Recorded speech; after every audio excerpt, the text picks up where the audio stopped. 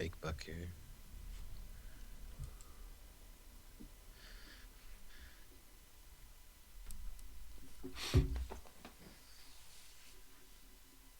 That's right. It does look like things are going to happen here at twitch.tv/conspiracy horseman as we go live to tape for your AEW Dynamite review, as we call it, light the fuse here as it click, click goes boom. Let me catch up here. Yeah, looks like everything is going down the right way, and much respect to those who break their necks to keep their hoes in check, because don't they sweat a brother majorly, and I don't know why your girl keeps paging me still, but, I never would do that. Jenna Van Muscles, I think she wants me to get a workout in, so maybe that's why she's paging me, because I definitely need to later tonight, buddy, because I want to be big jacked, because big arms equal big checks, and that's what we need here. And the Light the Fuse podcast, MSG returns, the heater of the locker room. Y'all.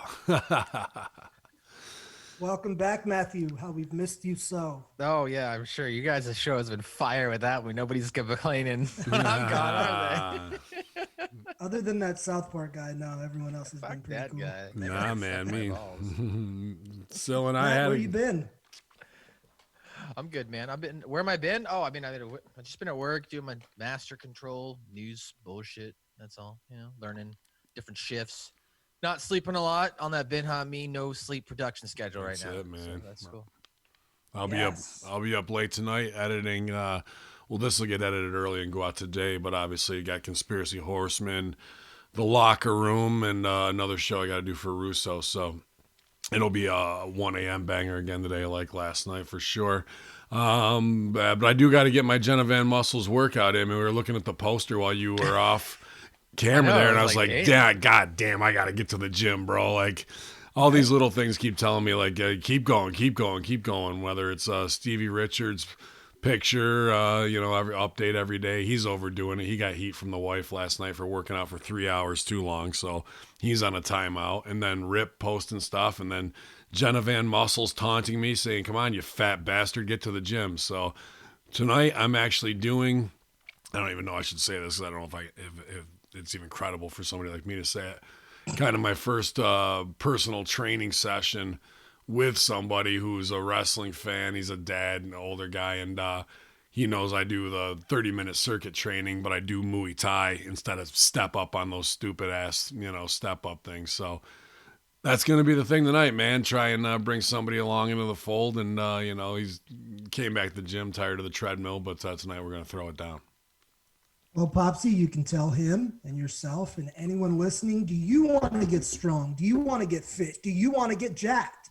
Do you love wrestling? Well, you can visit patreon.com/Van Muscles for all of your awesome wrestling needs and workout advice. But yeah, I'm ready to go, man. I'm fired up.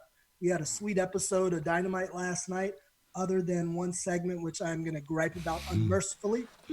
But here we are, boys. It's good to be back in the saddle with my homies again. Well, let's get rocking and rolling. You sent us a number of different stories you wanted to keep tabs on throughout the week. Yeah, he was hot, man. He was hot in that chat. Let's talk about something that we didn't. I know I teased yesterday on Light the Fuse, and both of you, I know you're going to have some things to say. Let's talk a little about NXT Portland, specifically the Tommaso Ciampa main event match, where he took a very rather nasty bump onto the announce table coming off of, I believe that was a German suplex from Adam Cole. Overall, it didn't look like a move that he should be taking based upon his previous neck injuries. Obviously, I'm not going to sit here and ridicule on how to take a bump because I'm not a wrestler, and that's your guys' job. So, Mr. Silvio, go ahead, sir. Your thoughts on some of the NXT Portland stuff. Yeah, man. And I know Senor Hamin over there got even hotter than I did about this. But since you brought it up, talking about the match itself, I said this a few weeks ago. Tommaso Ciampa is a phenomenal worker. He's money waiting to be made. Adam Cole is money in the bank. Those guys are so good. With that said, I feel like at this point, Ciampa has a death wish. I understand you want to be contemporary. And as a wrestler, I felt that, that pull, that insecurity, that I have to do these crazy things and step my thing up to match the other guys on the card. So I get that. But Tommaso's already the main event guy. So if he's listening right now, man, if he wants to have heat with me for this, so be it. Bro, you should never, ever, ever be. You just broke your neck less than a year ago. Your career was over. Your ride was almost over. And for no reason, you're taking this bump. Why not do something where it could be protected? What's wrong with a DDT or a front bump? Anything but that. And there was a couple times in that match where he did put himself at risk. It was tough to watch. I didn't want to see that, and I don't think his fans did either. I had some other things about the show, but I know Hamin, you were upset by this too, and you're the first that's willing to call somebody out. What'd you think? Yeah, I'm definitely the first to call somebody out, and you know it because I've done it to you. Because it's not because of some shit. It's because I love you, and I don't want fucking terrible things to happen to people I care about, especially, and even people I don't have a ton of time to. If I'm on a show with you, obviously I care about you. If I'm aging your shit, and I want everybody to be safe and no tragedies. I saw this guy a month ago, face to face. Loved seeing him. I saw him, we worked right before he went to NXT in Chicago. We had a good time together. And it was all friends, but I pulled him aside then and I said, dude, do not do any more of that kryptonite. I go, the kryptonite crunch. He's like, I know. I go, man, you post those pictures with your new daughter every day and your family, and you go to Disney World on the weekends. That's 1,000 times more important. He goes, yeah, I just wanted my fully off the cage moment, I guess. I go, dude, you've already done way too much to solidify. Promise me you won't do any more of this shit. He's like, I know, man. And like kind of laughs it off. I wasn't going to go in on him because we were having a good moment. I hadn't seen him in a while, I'm so proud of him. This shit fucking gets me so red hot because it's apparent now that he is wanting these moments in the time he has left, and there's no one there to protect him from himself. And who really has heat with me is Adam Cole, because that's his partner in there, who's the guy who's supposed to protect him. When I was working with I've told this a couple times now, just when Big Sal turned and joined Horsemen, we became a faction. We had to go against the FBI as part of our story, right? And Mamaluke's in there. Mamaluke's all fucked up, dude. His back is shot, bro. Probably needs, screws, rods, the whole nine. And he's calling to me. He's like, before the match, he goes, put me in a bear hug. I go, the fuck I am going to put you in a bear hug, dude. That Ben Hamin's going to be the guy on a bear hug that, is the one thing, the straw that broke the camel's back. Now, that's me telling Mamaluke and the FBI, dude. Like, guys who got way more in-ring experience than me, who've been around way longer. But fuck that noise, bro. I'm a pro. I'm going to take care of you. I'm not going to put myself at risk to be that guy. Where the fuck is Adam Cole to not say, bro, let's tease the German. Like, I'm going to do it. That gives me enough heat. You reverse out and you give me one or something and I take the bump on there. Instead, they just hawk it. They're out too far and he lands in the absolute worst spot that you could, having a neck repaired surgery. Like, I remember seeing his x-rays and what they did to him after. He landed right on it. Right on it, dude. It turned my stomach. After being face to face with him and 8 weeks later, this fucking happens. And I'm pretty sure he aged it. Heat on HBK.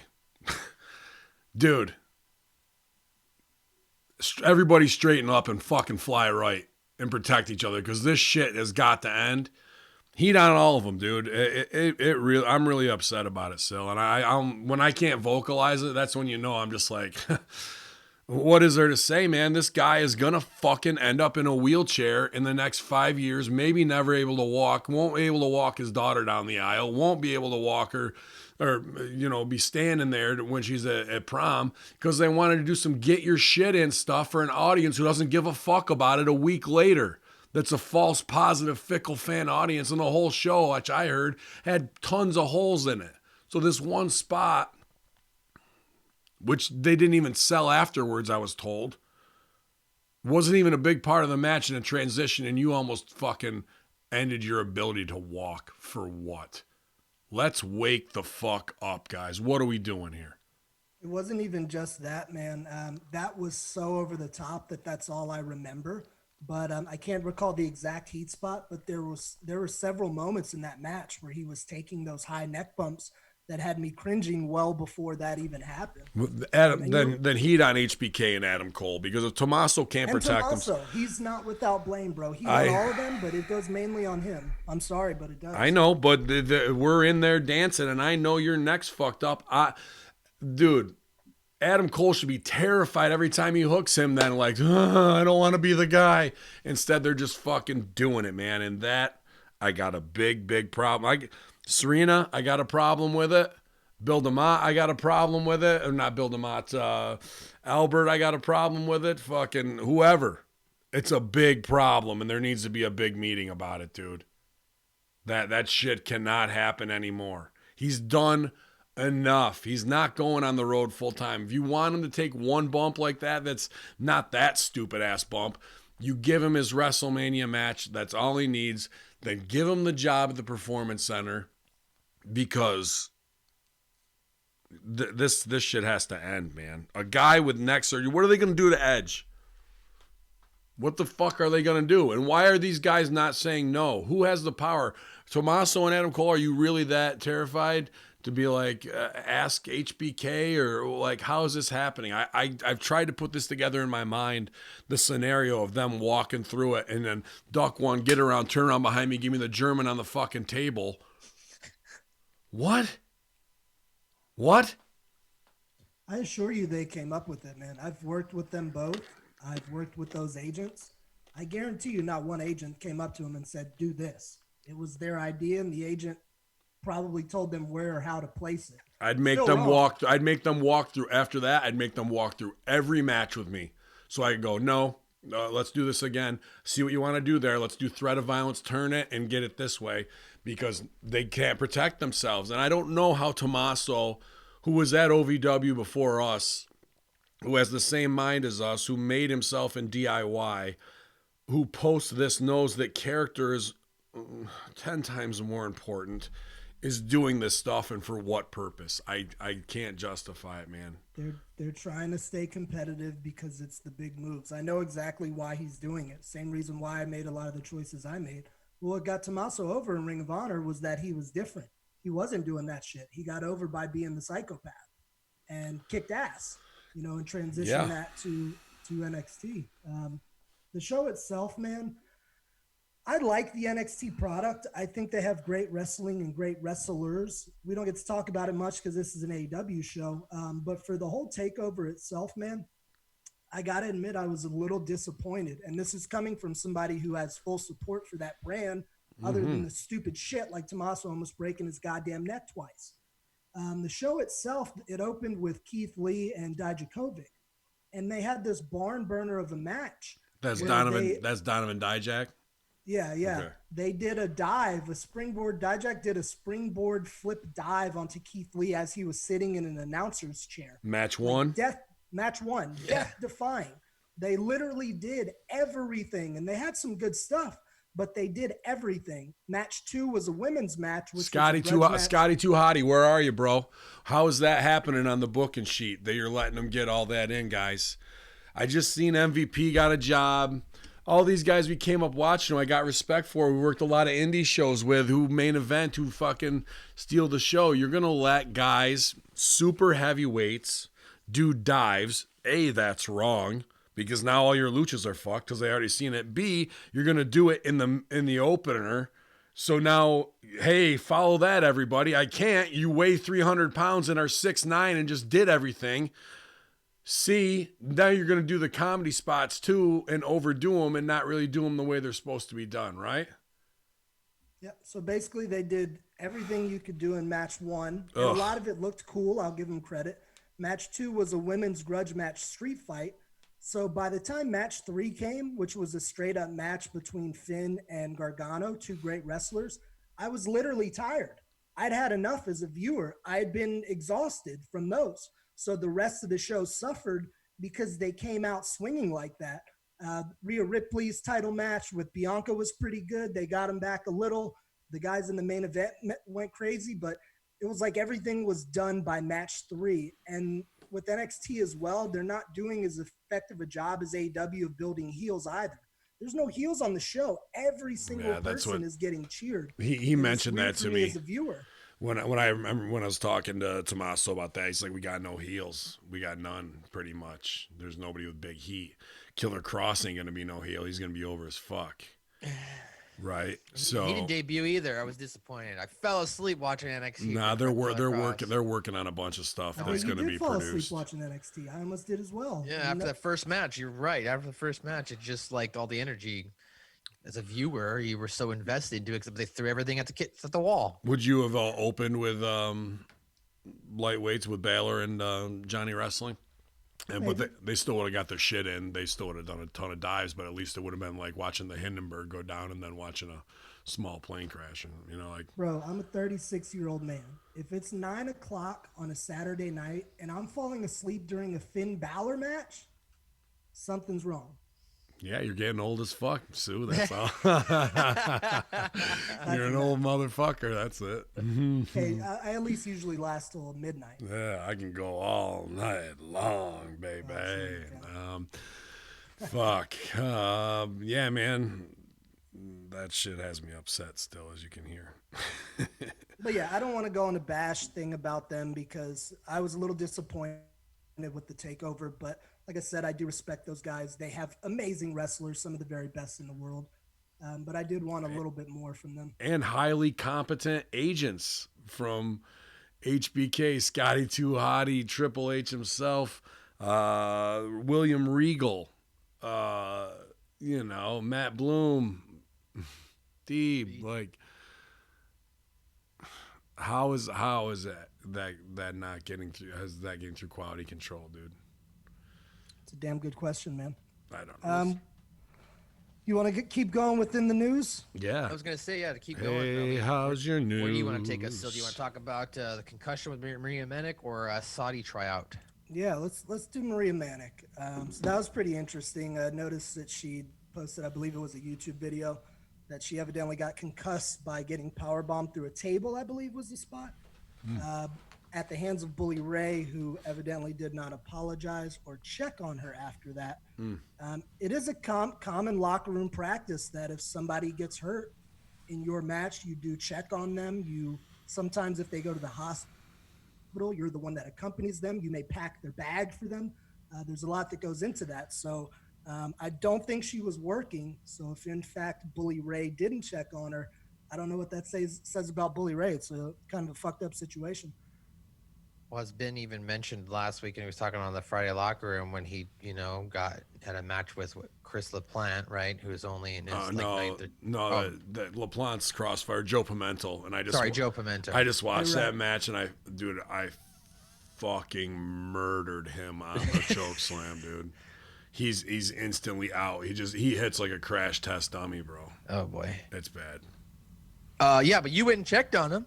Yeah, right? I'm not proud of that. Well, I know I'm not saying you're proud of it, but like in a situation where something did happen, and you immediately went and checked on him, got him ice. You were right there with them, to make sure that nothing happened. Well, I had it this weekend too. I talked about it on Horseman. I don't know. I mean, if you didn't watch live, you wouldn't know yet. But so with Joe Pimento, match is going great, and the way they cut it up, it looks awesome for Fight TV. I'm excited to have it on there. I fuck up. Silvio's so embarrassing. I put the sharpshooter on backwards. I try to go over the other way, like in the finish, but he's already knocked out. It's just like real ugly. the choke slam was the go home. I should have just pinned him out, but it's a submission match, so I had to put him in something. I should have clutched him. I wanted to do the sharpshooter in Canada, and I do not look good. The whole match until the very last thing is pretty good, though. I think you'll like it. But GGP went over for the Immortal World title with the help of myself in a triple threat versus Robo, who's an awesome wrestler. Looks great. The Punjabi Lion. Check him out. I'm sure you'll see him at NXT or Impact very soon, maybe ROH. And Sean Carr, hybrid Sean Carr, who in the Northeast is one of the best. So like baby faces, worked everybody from Matt Hardy, you name it. I mean, he's 2CW legacy. He's great. Yeah, head trainer at Excite Training in Binghamton and works there a lot. But Robo comes in, hits him with the super kick, boom, no hand up, catches him right on the jaw. I just thought it was clean. Carr rolls out. I go over to get my heat on him. I'm standing over him, dude. His eyes are wide open. I see Tweety birds fucking flying over his head. He goes, Hamin, I'm knocked out. I go, what, Carr? He goes, I think I got knocked out. I go, all right, dude, like eyes are wide. Like he doesn't know. He just got flash kicked and that got the flash of lightning and that was it. So he's starting to come to and he crawls over. I tell him, go crawl over to the railing if you can to get him moving, And I go over to put the choke on him. I'm like, you son of a bitch. I go, are you all right? He goes, I go, die. And he's like, oh, I think so. So I eggy the fucking cameraman, the ref, and GGP. I go, Carr's knocked out. He's coming back to life. And they're like, all right. Carr gets on back in to where he's going to come back in for his next stuff and in the ring in the triple threat because those guys were doing what they needed to do. I look right over at him. I go, Carr, give me a thumbs up if you're feeling all right. He goes, like, dude, like out of it. I think he meant that to go that way, but fuck, he went in, the finish went off good, and we got our heat GGP over with. But man, that's also on the fly. Things like that happen, out of nowhere on a kick just to shift your jaw half an inch. That's how it can go down. But right after that, we get to the back, and I'm giving Carr all the tests and everything just to make sure he's not woozy and that he comes back and he knows where he is, what town, what day, yada, yada, yada. Do you think, I know I've been pitching reality TV shows to you lately, Ben. Here's another one. Mark Wrestling Federation, get them all dressed up in the giant sumo stuff, and then they can wrestle and do all the crazy things with each other. Like, great idea. Yeah, how many episodes you gonna get out of that though? One. It's YouTube. Yeah. Congrats to our brother GGP on that title win. Shout out to him. Yeah, three belts. Going on that concussion topic, man. Speaking from experience, I think right now it's almost at the point, just speaking candidly with our listeners, where if somebody's fucked, I feel like right now that's got to be it. You got to go home. No more moves, no more bumps, no taking comebacks. I've seen it. I've been a part of it, and I've witnessed people in the ring with me that get rocked and then they complete the match. Those days, there's no more honor in it. I've been learning so much by researching the NFL and a lot of the effects that CTE has on these wrestlers and the suicide rate on these football players, the suicide rates and things like that. Go back and just, we all know how many wrestlers have died over the last 25 years. A lot of these were drug induced, a lot of suicides and stuff like that. Go back and look through it, man. I guarantee you that a large portion of those had all of their brains been studied. You can correlate that in some fashion to CTE. So we really got to take this shit a lot more serious, man. It used to be a joke, like, oh, I got knocked a little loopy, but it's fucking serious shit now, man. I think once that happens, they got to have protocols across the place, across the board everywhere. Yeah, Carr was looking up. He didn't know where he was for a minute. He saw this big ugly face hover over him, and it kind of snapped him back, but I didn't even know he was out. Fuck, you see Pimentel, he's out, and I didn't know in the ring that he was out, and then he came back through and he was rocked, bro. He was rocked. And when you guys see that choke slam, it's like the old 911 where he was ragdolling guys, and I feel bad because it was stiff, and that's not me. It's interesting to me just as an observer that they're willing to take more risks when they're getting paid less, right? Like if you're working in Ring of Honor, you would think you want to preserve your body and your brain. You're only working in Ring of Honor to get noticed by WWE. Yeah, you would think you'd preserve it though, so that way if you do get noticed, you don't get noticed unless you stand out. Gotcha. Okay, sorry. And it's not about the money, man. Like, I've done crazy. Well, just like career-wise, longevity, I guess, not necessarily you don't think that way. I've done crazy shit for peanuts, and I've done crazy shit for comfortable paydays. A lot of times it's just the artist in you, the performer in you that just wants to do something special. And like Hamin said, a lot of the risks you see now, like these smaller time guys on YouTube and stuff like that, they're doing those risks to get noticed by a Joey Janela Spring Break, to get noticed by Evolve or Limitless, to go from whatever that crazy spot was that went viral to now they become a part of the show. They do bigger and bigger shit. A la Marco Stunt. He got over at Joey Janela's Spring Break. Now he's on AEW. That's why they do this shit. Part of it is heart, but the other part is they feel like if they do the next craziest thing, they get an opportunity somewhere. And a lot of times they're right. Well, speaking of people doing crazy things, they get an opportunity, right? Superhuman jumps off tables into stuff like that. Yeah, I could probably become a professional wrestler because last week, Silvio, and you guys didn't even get into it, Scooby-Doo and Jesus actually had a match in the ring. And not only do they have a match in the ring, they won. They pinned Brandon Cutler. Your thoughts? I mean, you explained this to me last week, but you were so upset that you didn't fully explain what happened. So when you were talking about it, I thought you were overreacting. And then you saw it, and then you texted, and you were even hotter than I was. Everybody on this show knows I'm an AEW supporter. I think they do great work. I want them to win. With that said, that was fucking bullshit. Why in the world would you put the boys under? I thought you meant they did a spot with each other and Scooby pinned Jesus. Who cares if it's two fans? I don't give a shit if they want to do it in their ring. Fuck it, let it happen. But the days of protecting the business, it's a fine line, but that just goes well beyond anything that's acceptable. I heard something that the Jesus guy might have been a member of Fozzy, so that makes a little sense. I think that's bullshit too. I don't know if it's true or not.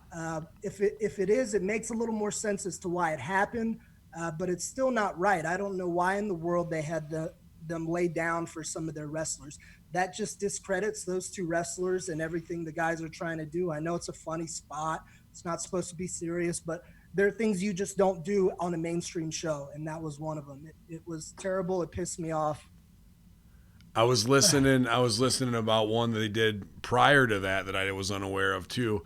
I don't know if the pin was on Cutler, who it was on, but Bucks come down with him as their boy, and then they do super kicks on him, pin him. He starts to get up, super kicks, pin him, and they just kept doing this over and over again, and pinning him is like the rib or the false positive of the Scooby marks are fucking, oh yeah. And then he gets up and leaves with them, too, as their boy. Who gets up and leaves with them? Cutler. The dude who came down with them that they super kicked and pinned 6 times. So just to show that it's all phony and that the super kick doesn't really hurt? That's what it appears to be. I'm not really a fan of these after. But here's where I think is going on, because is that who Scooby and Gimmick pinned or what? And Christ guy? They pinned Cutler and they pinned QT Marshall. So here's what they're doing. They're thinking it's cute to bury Cutler at the end of every show dark. That's the game they're trying to play out. They're going to come up with an innovative way that's fucking cartoony to fucking do it, that doesn't mean shit, that's wrestling birthday party shit for little kids. And they're doing it for 34-year-old tape trader, masturbator, man children.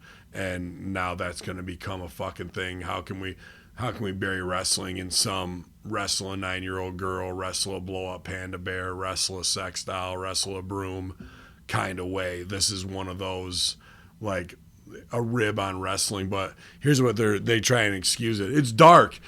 There is no fucking dark. The internet is more powerful than TNT. Breaking news. The internet reaches more people than Turner Broadcast Networks does. There is no dark, dumb fucks. And if you'd like, you can go watch a recent interview I watched yesterday with Mark Cuban explaining the NBA's viewership drop via television, like over the top versus internet, and said the same thing. We have a lot of our viewers right now who are on the internet. We just haven't figured out a way to monetize that. Everybody has switched over. There is no dark, especially when you have cameras, like people have cell phones too. So now for some birthday party bullshit, in the one chance you have to build a credible federation, you're being marks for your fucking supermark audience and giving them something that is ruining your brand, but you try and write it off as wasn't on TV. Okay. Inclusiveness. Okay. Sure. I could understand if they did it on a small indie show. You can't do it. You can't do it. You can't do it. Or if they had their own like AEW fan fest thing that wasn't a wrestling event and they did a silly little whatever, that's fine. But man, you can't. I like so much what I see on film from them, but you can't do this in an arena with thousands of people and still be mainstream it. You're ruining all the work that you do. You undermine your credibility at the end of your show like that. It undoes it. It does nothing to further that brand or endear you. And people who are not into that, who are at your show and are being forced to put it over, is like, yeah, this is our culture. I heard that dude was on the cruise in the Scooby costume. Like this, balls hot. This just shows like, total loser, bro. Total loser. Like, I mean, as a fan, it doesn't bother me when they do this stuff to little kids or something like that after. Yeah, it's a show. a birthday if it's party. With the baby faces or something like it's that. This is birthday party shit you do for 8-year-olds. Right. Yeah, but for grown men, for them to let grown men into the ring and pin their talent, it doesn't seem like it's a very good look. It makes them look less than, right? Anybody can be a wrestler. Just jump on in. I hated it, but we go from this to news that'll make Ben Hamin really happy. Oh. WWE. You and your brothers are coming. Saudi Arabia, we're coming right now. WWE is returning to Saudi Arabia, but not just for Super Showdown. They're returning for the biggest Saudi tryout of all time. This is going to be in early June. Yeah. My question is, Hamin, will you be trying out? I thought about going to do a walk-on because their biggest thing, right, is always with any foreign guy, can they speak English? So I'll just go in, yes, I can speak English very well. I am prepared to get in here. I know the high spot drills. I know how to get heat, meat chop, and I'll go have like a half-ass shitty tryout, and they'll be like, oh, he's fucking good. I thought about it, trim the beard back a little bit. But what a lot of people don't know is this is actually, yeah, pal, this is a walk-on for the XFL expansion team. The Camels, the Saudi Camels are coming, pal. I mean, we're looking for hot players out there. God almighty. MSG, let's do it, bro. Set it up. Let's get a GoFundMe right now.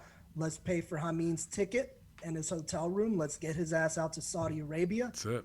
And let's have our BH over here become the next NXT sensation. I need that Saudi payday, bro. Big time. Do you want me to run NXT Saudi? You ready to go and set this up, bro? I'll go with you. I got offered a gig in India before that I turned down. Dude, is that with Kali's show? No, it was somebody that was trying to be the next Kali show. They wanted me to go out there for 3 months and train and live in like squalor. And the pay wasn't anywhere that I would have been willing to do so. Did you see Kong worked that Kali show? Did you see what they were drawing, dude? I saw some that looked good, others not so good. I saw one that drew like fucking 27,000. Wow, that's crazy. Great. Yeah, and then I saw others that were like your average indie show. But Kong said that shit was awesome when the fucking huge house he worked. I think they do arena shows, and then they also have kind of like OVW. They have their little venue where they tape shit, and those are the smaller ones that I've seen more of that look more around the 7,500 mark. Right. But they do have these arena shows promoted by Kali. So, yep, they got the biggest Saudi pay-per-view. So far, the best we've gotten out of there is Mansoor. Yeah. I saw him on an Evolve card a few weeks ago, and one of our buddies, Hamin, who works with NXT, was watching the match with me, and I put over how much better Mansoor's gotten. I was highly impressed by this Evolve match I saw. His technique, his presence, he was rolling, man. He did really well. Okay, good. So maybe they'll get another Mansoor out of it. I got to say this dude, this little story. It'll be a bin sore, pal. Yeah. I'll manage him. Fuck it. Let's go. There was this I don't know how new he is or whatever, but I saw on a Stooge Off on local fucking indie shit where he was shitting on me because he didn't know who the fuck I was or where I've been or Mansoor? whatever. No, the guy's name is Mansoor, but it's not that Mansoor. And is legit Arab. I'm not sure from where, but you know, Blaze Haram's up here, and there's other guys, and obviously I'm playing the gimmick, and I'm probably the most prolific with it right now since, you know, the Sheik has kind of gone another way with MLW and his thing with Tonga. So Blaze Haram has got my back, and you know, there's a couple other guys who do it, but this guy hates the fact that I fucking do the terror thing and the stereotype thing. And I see the motherfucker in the locker room and he's got the fucking whole new world vest on from fucking what the Aladdin. fuck? Well, Aladdin, bro. I'm like, okay, B. And he sees me out of the corner of my eye, and he's the opener. He works Chikara. They had Chikara guys on there, but like he didn't want to sell or put it over. Then he fucking finds out that I book Immortal pretty much, all the creative, and he didn't want to sell whatsoever. So I was like, all right, man, have a good one. Not knowing that I seen him try to half bury me on fucking line. So the ribs fucking abound when it comes to who thinks they're over in the terror squad, where that was always my thing. Like, let's fucking unite the clans. Let's get me, Khalil, Ali, Muhammad Hassan, the Davari brothers, Iron Sheik. Well, we can all get together and do one fucking thing, but even on this with like some shindy fucking goof who hasn't done a tenth of what I have already can look at me out of the side of his eye, and then he's going to find out the lesson the hard way when he doesn't get booked again. So, yeah, Alaski. Do you remember the Seinfeld when Jerry got hot when his friend, who I believe was another comedian, he converted to Judaism for the jokes? Just to get his shit in? Yeah. That's probably how that guy feels about you. Yeah, well, ribs on him. A whole new world. You're in the opener. I'm in the main event. I wrote this card for you. Yeah. Now get out. I took a headbutt and got my envelope. That was fucking it, B. So have fun with it, Dunny. Have fun with it. Go ahead. Your way, do you be happy? That's what we got for in the news today. Yeah, man. Well, let's get right into it. Then AEW Dynamite, they were in the All-State Arena tonight. That was they definitely plugged that throughout the show here. Average ticket price night it looks like was up $162 tonight for this show. The overall viewership last week, we saw 817,000 views, so they did have a little bit of a dip last week, about 100,000 viewers. I was going to say they were 928 the week before, eh? Yep. So a little bit, just about 100,000 views. They dropped. Other than WWE, NXT. That's a lot, though. Let's talk about it, because we were pumped because they came up 8 or 9%, and now they've dropped 10%. So that, I mean, when you just say 100,000, but you're talking about 100,000 of a million is 10%. That's big swing in any business. Like usually monthly or quarterly growth or even yearly growth. If someone can grow 8%, you're like, yeah, but you don't want that fluctuation. So really, it's 8%, 8 to 10% growth. So plus or minus 2% fluctuation every week. You know what I mean? Is what they really are looking at, because who knows if it's going to be an NXT event or if something else is on TV that they're going to blame it on. They're just not capitalizing on outside audiences, and that's going to be a problem if they want to ever get back up over 1 million. They got to find a way that's going to reach out and shake things up. And we talked about it on the locker room. I'll let you guys go, and I'll pitch what I have. Go ahead, Sue. Oh, I'm good. Okay. Yeah, I was gonna say, yeah. So that's a good point. They've dropped about 10% in 1 week as far as their viewers. Tonight's I guess competition, NXT Masked Singer also was the Democratic debate was on NBC. So I'll be interested in MSNBC. So I'll be interested to see, because I don't want to just lament everybody into one group, but I would say a large portion of their audience probably is Democratic or going to be following that as well, right? Agreed. So I could definitely see that taking away viewership because they were going head to head. As far as YouTube numbers, their YouTube was down as last week. They only had 2.9 views, down from 3.5 the previous week before. So there was a drop off there in their YouTube views. The most viewed was Jeff Cobb making his debut on Jon Moxley last week with 611,000. Least viewed, Pac coming for Kenny Omega. Their median YouTube viewership was about 120,000. So just some of the numbers before we get started tonight. We opened tonight's show with a large battle royale between the Young Bucks, Private Party, the Best Friends, Angelico and Jack Evans, the Dark Order. Probably missing more here. Sammy Guevara, I think it was in the match. Cena was in the match as well. Sammy was on the floor at ringside. He was on the floor. Yeah, I'm sorry. LAX. There was a lot of teams. They basically put almost a whole tag division into this match itself. I was not a fan of the fact that Matt was the sole guy here for the Young Bucks to pick up the victory. Couple reasons. This week on Being the Elite, you had Hangman Page going around to every team that was in this battle royale, giving them advice on how to take out Matt Jackson. You should take out, he's got a bad back. He's got a bad knee. So he's going around to every guy before this match and telling them where to target Matt. And they didn't do any of that in the match. So that was just wasted time filled on Being the Elite, in my opinion. And then also Matt Jackson takes out two people at the end. So he's this new Super Cena. So they did a whole story on Being the Elite on how to take out Matt, and fucking nobody worked the heat nothing. That they said to. Didn't do shit. Now, because that changes my opinion of things. So, but yeah, the Young Bucks get the victory here with Matt Jackson pulling off Super Cena, if you will. Can I open up shop on this? Go ahead, man. Great show last night. It built, and by the end of the show, I was so pleased as a viewer. There was one huge miss for me on this show, and it was this match, that goddamn tag team battle royal. Here's why. Did you watch this match? Mm-hmm. Okay, perfect. So I'm sure you noticed this. If you watch the front end of this match, the Jurassic Express was laying out for a good 5 or 6 minutes in the opener. Mm-hmm. Jungle Boy was hugging like on the outside of the ring for a while, and Lucha was with them. Then they kind of sat down in the corner, and Matt Jackson, if you noticed as well, was doing the same. But let's talk about Jurassic first.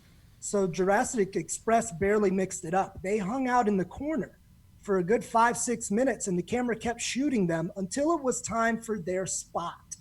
Then they do their spot. They shine up on a bunch of people.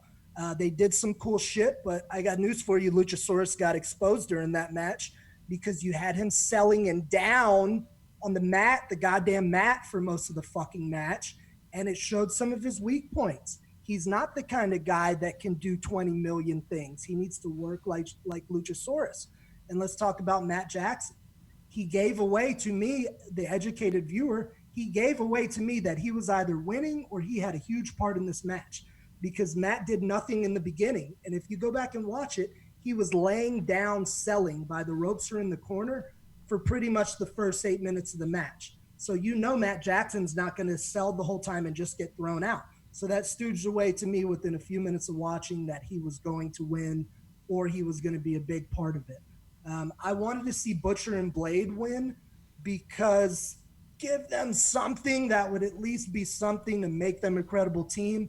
For the story itself, it makes perfect sense that the Bucks won, but I didn't like how they were lazy and laid out like that. And then we had all these dives in the battle royal. Best friends are doing dives. People are hanging out outside of the ring. One more thing before I let you open up on this. So earlier in the match, it starts as a battle royal, brothers bouncing each other around. Fine. So then we see SCU go up to the top. Scorpio Sky. Yeah, and I think Kaz did it after, but Scorpio Sky goes up. And then everyone in the ring stops, looks up at him, and they all do this group. This was an indie show battle royal. This was a battle royal you'd see at a pretty good indie. And there were a lot of pros in the ring. You don't do that shit, especially as good as that show got and as good as the main was. And that fucking tag team title match, oh my God, phenomenal. But this match was bullshit. I'm sorry, boys. You know I love you over there, but this was some fucking horse shit. before you go in on it, Ben, I just want to also point out I'm tired as a viewer of seeing that one spot where all 10 guys are outside the ring waiting for you to dive on them. It's just so cheesy. Go ahead. Sorry, You won't see that in my match. I know.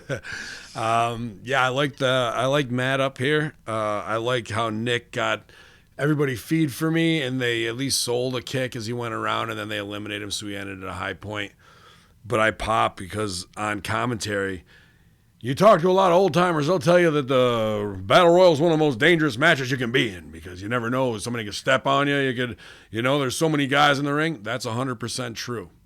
So now in this WWE style of spot fest, it started around Morrison time, right? Maybe our time, OVW still. Instead of get a guy over the top rope, which is the gimmick of the match, right? That's what a battle royal is, to eliminate someone, the struggle for elimination.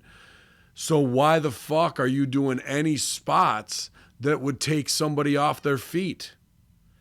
When somebody's on the mat, you got to now expend more energy to lift them up and throw them out of the ring, as opposed to them standing or using their momentum against them or using the ring in an innovative way to do so and battling back and forth and punching. And Rip would tell us, you never leave your feet, because that's when some dumb cocksucker's going to step on your Achilles, and he weighs 350 pounds and he only works one show every 6 months, and now he's going to be the hometown hero, and he thinks and he doesn't know where the fuck, right? And that's how this shit happens. Now, that being said, I was in a battle royal at Bordertown Pro Wrestling last month, and there's a lot of good veterans in the locker room there. Tyson Dukes is sitting there, and there's guys in the ring. We're watching on the monitor, and fucking old boys hitting pile drivers in the goddamn battle royal, knockout things. And we look at each other like vets and go, boy, he's got a lot of work to lift that fucker up, don't he, and get him out of the ring, right?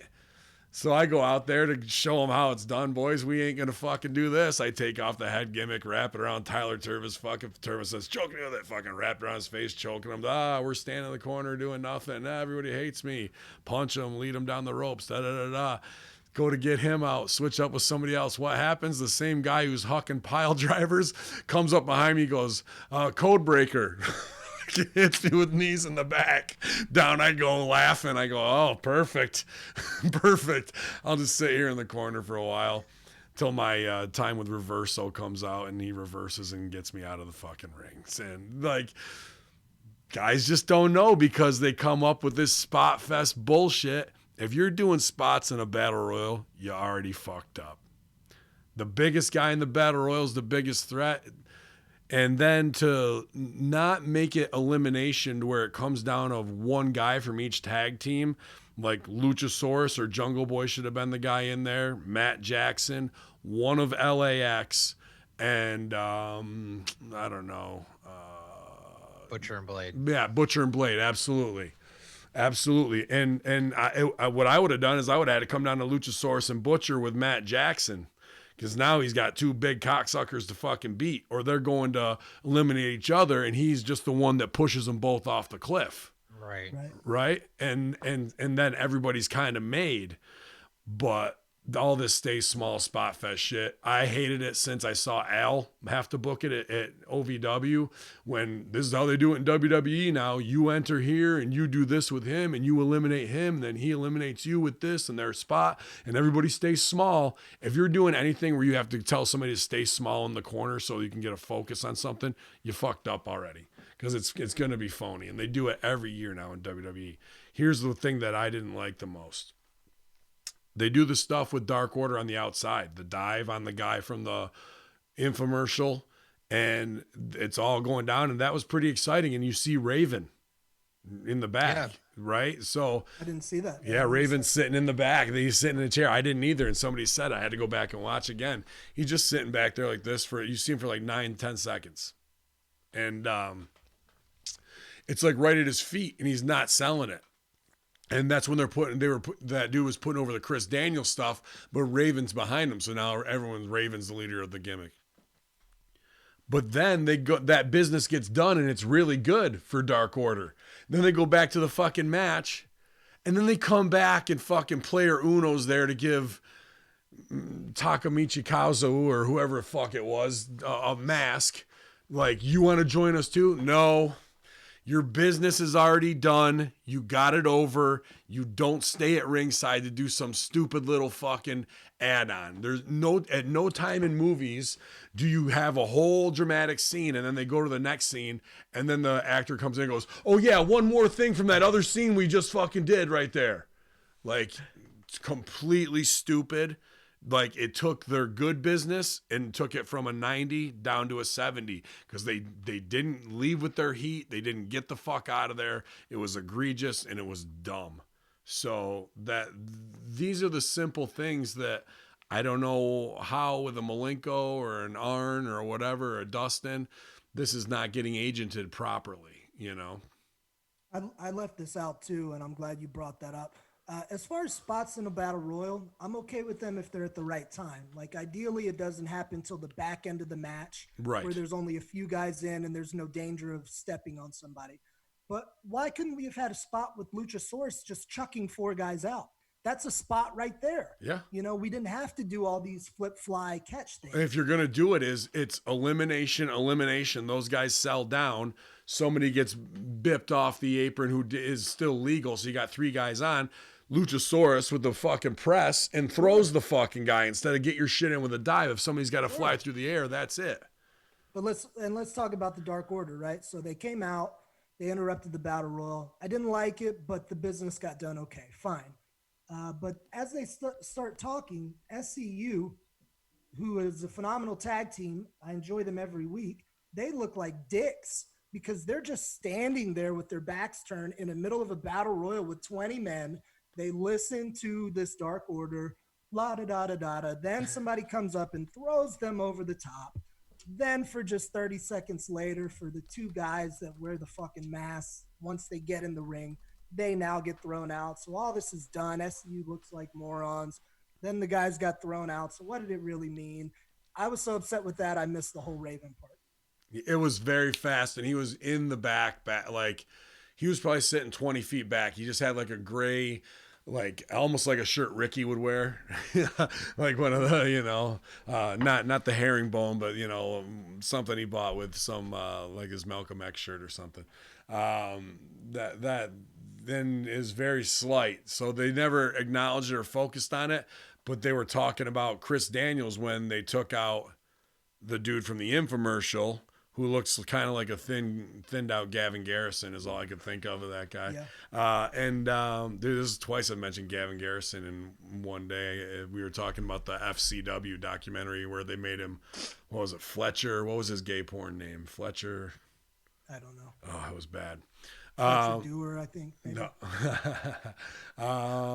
But yeah, that's that business got all muddled right there, man. And now, is it going to be Raven, or is that just he lives in Atlanta? Let's fucking put him there, and we're going to swerve it. We're going to Russo swerve it further, you know? Yeah. Spots of the night for me. I liked seeing Luchasaurus and Butcher square off, and I did like that they left Butcher in to get over. Thank God they did that. They gave them something. That was cool. It built. You saw the 2 big men trade. How did Pepper go out? I missed that. Nothing spectacular. No, that's bad. That's bad. Then the spot of the match, and arguably the spot of the night, is Trent is doing like a skin the cat kind of thing. I believe it was the Blade who caught his feet and threw him over. It looks like Trent's about to get thrown out of the ring. Lo and behold, out of nowhere, there's Orange Cassidy to catch Trent on his shoulders. We hadn't seen him. He was hiding under the ring or something. Gives the big thumbs up. Crowd went bananas, so we got our Orange Cassidy spot. Yeah, that was good. I don't want to shit on him. He's got a contract. He's on, or maybe he doesn't. He's on TV. I just don't see it in Angelico. I see business exposing bad, an indie look, and all I can think of is Slim Goodbody when they come down there in those outfits, dude. He reminds me of every white guy who gets drunk at a frat party. Like he looks so skinny in that bodysuit thing, dude. It just because he's so tall. Every time I see it's like we gave our friend a job. Like, please tell me that he's great because I don't know a ton about him. I don't know. Half the rosters like they give their friend a job, isn't it? I want to see more from him. I'm not sold yet. Something that popped me. I mean, when they were doing all this serious business with the Dark Order, Mhm. then the spot I fucking hated where Kaz and Scorpio get thrown over. There's just this drunk, long-haired dude, kind of looks like me if I played in a metal band, shit-eating grin, just chugging a beer, right while all this serious Yeah. action's happening. That popped the hell out of me. Yeah, good stuff. Just no sell that wrestling's phony. Might as well. Really, there's no Dark Order. They don't go Under Armour shopping together. Something you pointed out a couple weeks ago, Ben, that I really did notice this week was the hug thing they did this week with both Nat and Trent, and Yeah. the zoom in and then the big pull out. Yeah. That's got to go. You're right. That's got to go. Well, they just got to do it the other way because they're doing Yeah. it for gift purposes, but now what it's I'm saying. not Yeah. cute anymore. It's not Yeah, cute. It's not cute. This may be unpopular, but I like it. I liked it. I thought it looked good. Yeah, I know the spot's fine, but they're starting from in and going out and then coming. Right. They need to know that it's coming, be on the floor, get ready for it. 3, 2, zoom. Because otherwise it's like, we're only doing it for gifts. Don't worry about us. This is for something else. You can I'd do probably better. have to see it done the way you're talking about, because I like it. I like the way they do it now. Maybe it would be better, but I kind of have to see it. Here's what it is. You know the one where Cody's in the hallway and they do this and it's all the one shot? Like they took the fucking Scorsese shot and so they can go. It's that. So all they're doing is taking the video, reversing it. So as they zoom out and then zoom back in, they can do it as zoom in on the hug. But they always start on the zoom out and it looks like, no, we're getting ready to do it. And then they need to start out and then floor. Here they come. 1, 2, boom. And everybody comes in together. So you start out wide and you come in on the fucking hug. Crash They don't hard, do it that way. It doesn't work as well. No, they yo-yo it. They kind of go in and then come back out and Yes. go back in. Yeah. So after that, we have brand new tag team champions. We've got Matt Jackson and Nick Jackson, the Young Bucks. So they'll be taking on Number one contenders. Number one contenders. I'm sorry. We got new number one contenders for the tag team champions. And they'll be taking on the winner of the main event tag team match on this show. After that, we see the backstage. We see the EVP owner Cody Rhodes arriving with Brandy Rose, the dog, blah, blah, blah. They're heading into State Farm Arena. Announcers run down the action. We get to Dr. Britt Baker coming out on commentary. We've got Chris Statlander versus Shayna. My God, the Booty Council was in full force in this match. Both these girls got cakes. I was not happy that Shayna wore a Dragon Ball Z Kakarot Goku gi wear and then didn't win the match. Didn't look good for Dragon Ball Z Kakarot fans. But otherwise, this was a really good match. Both the women, I thought, worked really well in the ring. Statlander ultimately gets the victory after picking up the Tombstone Pile Driver. Dr. Britt Baker, I thought, was really good on commentary. I thought this was a really good match. Yeah. This match got the show back on track. It had gotten off the rails with that horrendous battle royal. And I started to get worried. I was like, oh no, maybe they're losing some ground. I've been talking so great for the last month. But the women's match, they got it right back on track. There was a funny line. I don't know if you guys caught it when JR was talking about how much he loves cake. Yeah, he got his cakes shit in there. JR got his cake shit in the pop me. And Tony Schiavone does the most genuine laugh during that cake thing. I fucking love Tony. He's great.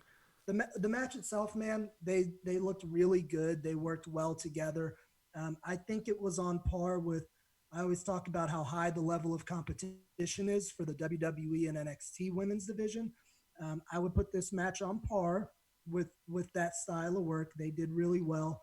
Really, the only critique I could give them, I like the fact that they started with chain, but it was a little bit too dancey. If you go back and watch it, a lot of the chain is just obvious. Your turn, my turn, that they're doing this fucking dance thing instead of trying to put each other in holds that hurt. But we had some cool, Stat had some great strikes. There was a real cool spot in there where she got caught in a tree of woe and Shayna gives her a stiff shot to the back, a double stomp. They were trading some pretty hot moves there. The finish was good. I like that pile driver Stat uses. Shayna put herself in it perfectly. I thought they did a great job. The post-match business, not so much, but the match was really, really well done. Did you catch that one, Hamin? Yeah, I did. And this is tough because both if Hacker's got a type, and Sue, you know, wife number one, either of these girls could be wife number one. You could swap Rachel in for either of these broads. Nice hair, big white girl ass I like, and still fit and can go. So I'm like, God damn, are they booking this for me right here? Because I already got a crush on Statlander, and then I see this chick who looks like a divorced mom of one or two at the gym and getting in snapback shape. I'm like, oh boy, here we go. Fuck a Dragon Ball Z. I don't know what any of that shit's about. I mean, I'm just into this. Less about Goku. Dude, she's doing these pins where she's doing sliding spreads and shit. I'm like, God damn, let's hit the pause here, boys. She was sexy, and Statlander is too. This women's division is destroyed right now. With Kong being gone, with them stopping the female Dark Order, whatever. Then they try and get Statlander's stuff over. Statlander's big, buxom, sexy, and can go. This space stuff, if she wants to do a little of it in her promo, fine. But to put her over as an alien from the fucking da-da-da-da-da and like try and get all this little dumb shit over. You can even hear Jared go, sorry I asked, fucking dumb shit. She's got the opportunity to be the star right now. They got an opportunity to build her if they're going to protect her the right way and do stuff. And the girl she was wrestling, I thought was very good as well. I thought Shanna, right? That was her name? Mm-hmm. Yeah. Okay. I thought she held her own. The falsies were good in it. I have a huge problem with the Tree of Woe. when Statlander came down to get in the ring, she gets on the turnbuckle and puts herself in the Tree of Woe upside down to do her beauty pose or some shit in the Tree of Woe. Then in the match, and out of the Tree of Woe, she does like a fucking back handspring and stands up and goes, look how athletic I am in my entrance. In the match, she gets put in the Tree of Woe and she can't fucking get out of it at all. I'm assuming it's because she got hit and then kind of crotched herself. I'm assuming that she wanted to get her shit in the beginning and she was rotten at the end. And I think that's probably more of the reality of putting a match together, because there was plenty of other things in this match. The egregious cartwheel stuff. Dude, if I'd seen Statlander and I'm scouting her as my opponent, or I'm scouting you, Susio, and I seen your last 3 matches where you do 5 cartwheels, what am I going to do on the second cartwheel? Fucking attack. I'm going to kick you right in your fucking chest while you're upside down, kick your arms out so you land on your face, and put you in the Boston Crab. I'm going to get my fucking heat. So if you stand there after you've seen this girl do 5 fucking cartwheels, you're either not watching the show that you're on every fucking week, you're not scouting your opponent, or you're just a mark for some stupid indie spots and you got to wait for her to get your shit in and make wrestling phony, which is what's really happening. So I don't care if you're a half-ass hot heel or the whatever. Statlander should know she's done it twice and exposed it. Now somebody needs to cut her off and get heat on it. She can't be getting it anymore. So the space stuff's got to go. The cutesy shit's got to go. And here's 2 girls that are very appealing on camera and sexy. We don't need all this fucking Comic-Con tape trader masturbator fucking cover shit on top of it. Like, let's build a women's division. You effed up once out of the gate. Now you got a chance with Nyla Rose, and we'll talk about this segment. There's an opportunity here for them to get 3 million viewers overnight. So we'll get. We move into that segment afterwards. Now, I think that Nyla Rose has good presence on the mic. She's got as far as her delivery, she sounds confident. Some of the lines were cheesy though. Like I could hear you in my head going, "How is this fucking real? Buzzing around like bees." Yeah. Like that was like wrestling Carney 101, right? So like Queen bee of this hive. Yeah. Yeah, the beehive. But overall, like I liked her intensity as far as her on the mic. She's I thought she sounded confident. Well, she starts out very effeminate and very believable as a very female voice. And then she gets angry, and then the gimmick fades away and she sounds like me. So that's not adding a lot of credence to the big argument that came down this week of, don't treat me like a woman. Don't treat me like Like, dude, it's like, that's the fucking, okay, so we're not going to walk this. I'm going to walk this out, Sue. Yeah. And then I'm what? She should have. You're right. And I was thinking about as I'm watching. I'm sorry to cut you off. Why didn't she come out and just hate on the crowd? You guys are against me. You guys are transphobes, or you're trans. You know what I mean? That's the 3 million viewers. I'm sorry. Go ahead. right. So they want you to just take this and you swallow it and you're on our side and you're just progressive and we don't need to answer for biology or wombs or penises or vaginas. No. We just said it because that's the way it is, even though you have proof. Val Venus comes out with his, tactics of how he wants to. Cody rebuts by throwing Disco Inferno under the fucking bus with him and making Cody look like, if you were a mid-carder or a lower carder in WCW, your opinion as a human being in the society structure and compact means nothing. That's how I'm going to dismiss you. Okay. Instead of, we ordered this when we first started, before there was ever a match, to show inclusion, and we have no plan for when we were going to make our transgender person a champion to further our social construct. Instead, it's a pass the heat. We didn't have any idea because our women's division's crushed because Kong went to fucking Netflix and this Dark Order dog shit that we tried to do didn't work out. And now we're just grasping at straws and we're making Nyla Rose the Kong, and that's all we really have. Instead of a true transgender talk of what's going on with Caitlyn Jenner about to pose nude for Sports Illustrated cover, and more agenda push. Dude, he just wants to dismiss Val Venus. This is where you get on Fox. Yeah. This is where you get on MSNBC, where Nyla Rose and Brandy are together and Val Venus is on fucking teleconference so they can cut him off if he goes too fucking far. And now people in the Fox world and MSNBC world on both sides are going to tune in to see what are they going to do and say. And you give Val Venus a live mic on your fucking show and he goes, "Hello, ladies.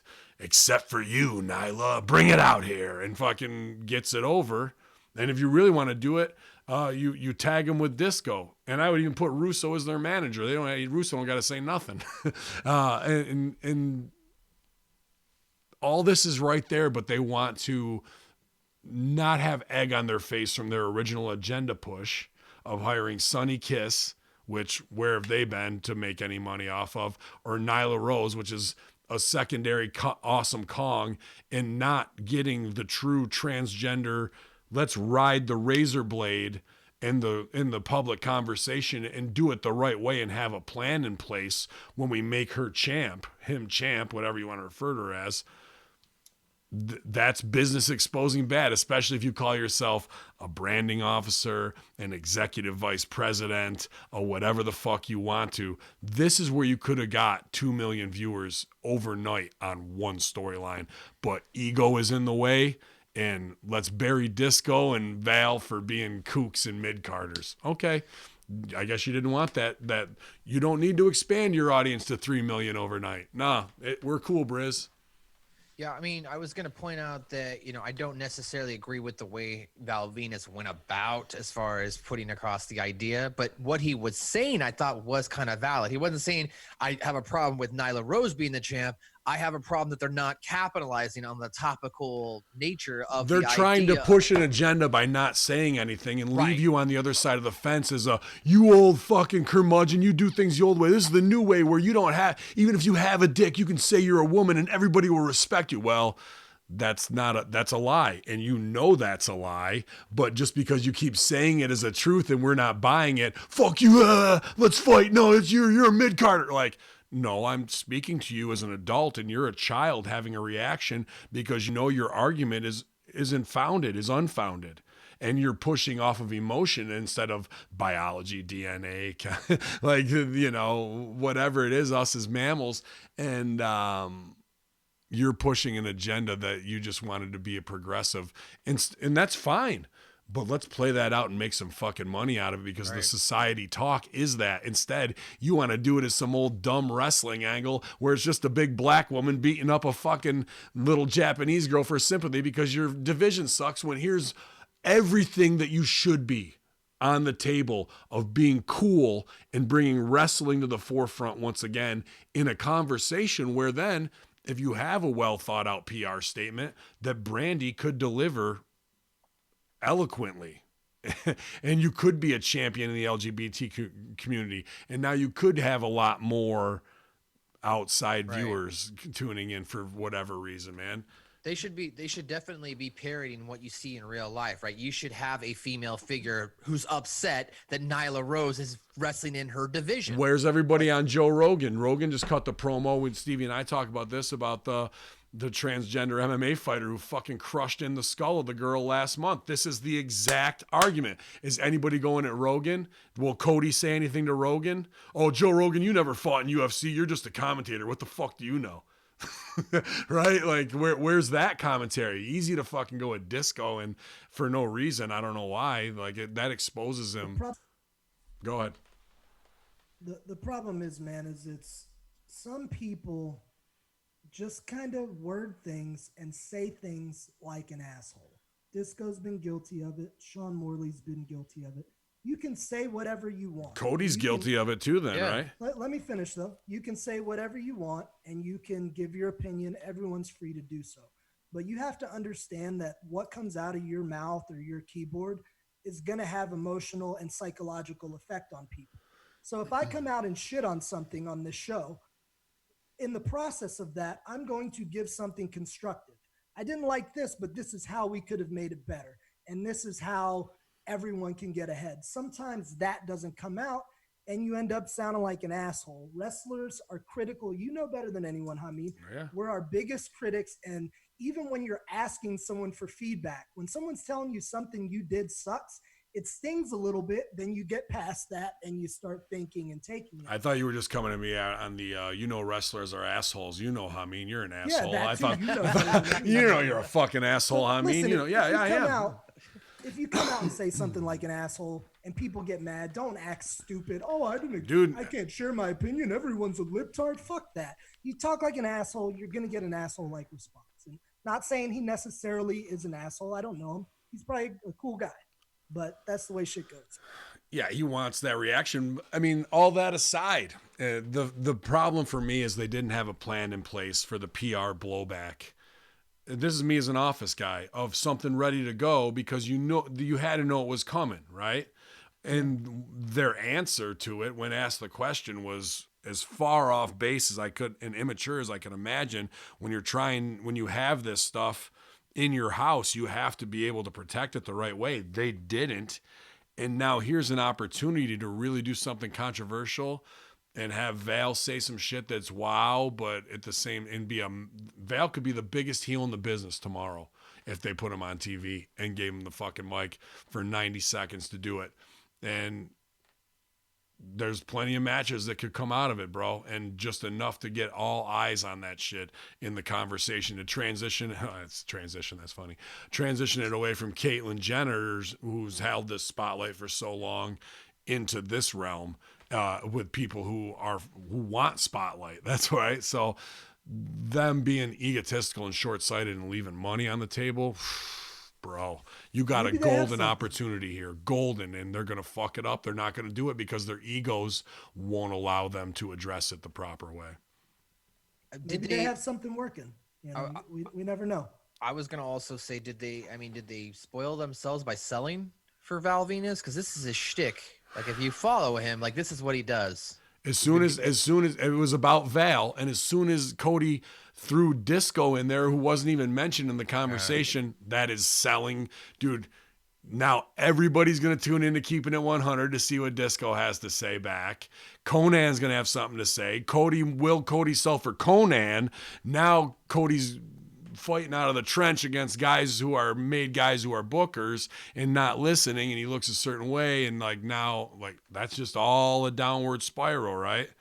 Instead of having a prepared PR thing, never saying Val's name, and never would you mention Disco, who had nothing to do with the initial question anyway. It goes to show your whole dude, it's Godfather. Never tell anybody outside the family what you're thinking. Never tell them. What's wrong with you? Right? When he sets him down afterwards, You know the scene I'm talking about? Like that's Yeah. it right there. I'm sure El Plaza will cut that in there. But like that just shows to me too that even if your brother's Dustin and your father's Dusty, and we all came from the same cloth of Danny Davis, Al Snow, Rip Rogers, I don't know why guys would sell like that, why he would do that. That was it obviously shows that there's a weakness in their game, in their mindset, of that they are trying to cover this. They bit off more than they could chew instead, and that they don't really believe it. They don't really believe all the SJW hype.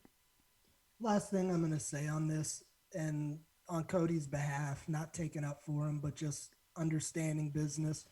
He's got to put over his team. So he had to say something that puts his team over and kind of says anything against my team, fuck you guys. But it could have been done a lot smarter, could have been done a lot more productively and professionally. Yeah. But he had to stand up for his team. Sure. Just like we went to bat for MSG with this Right. talk show. Sucks, right? Yeah, Absolutely. You don't care how much and it sucks. Yeah, and your show sucks. And just like some of her matches did. You watch that first Rio match now, but yeah, you got to go for your squad. I totally get it.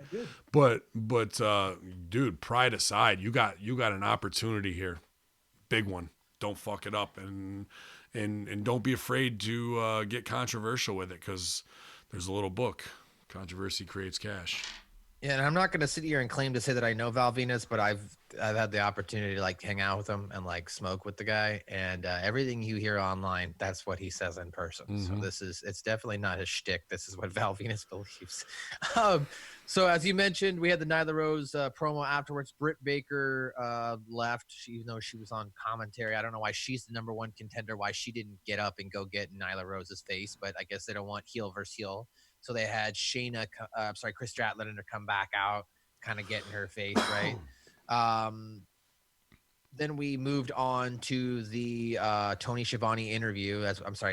Big Swole comes out as well on that too, to confront Chris Stratlander. That's kind of how that segment ends. I didn't want to. That was bad too, man. Big Swole.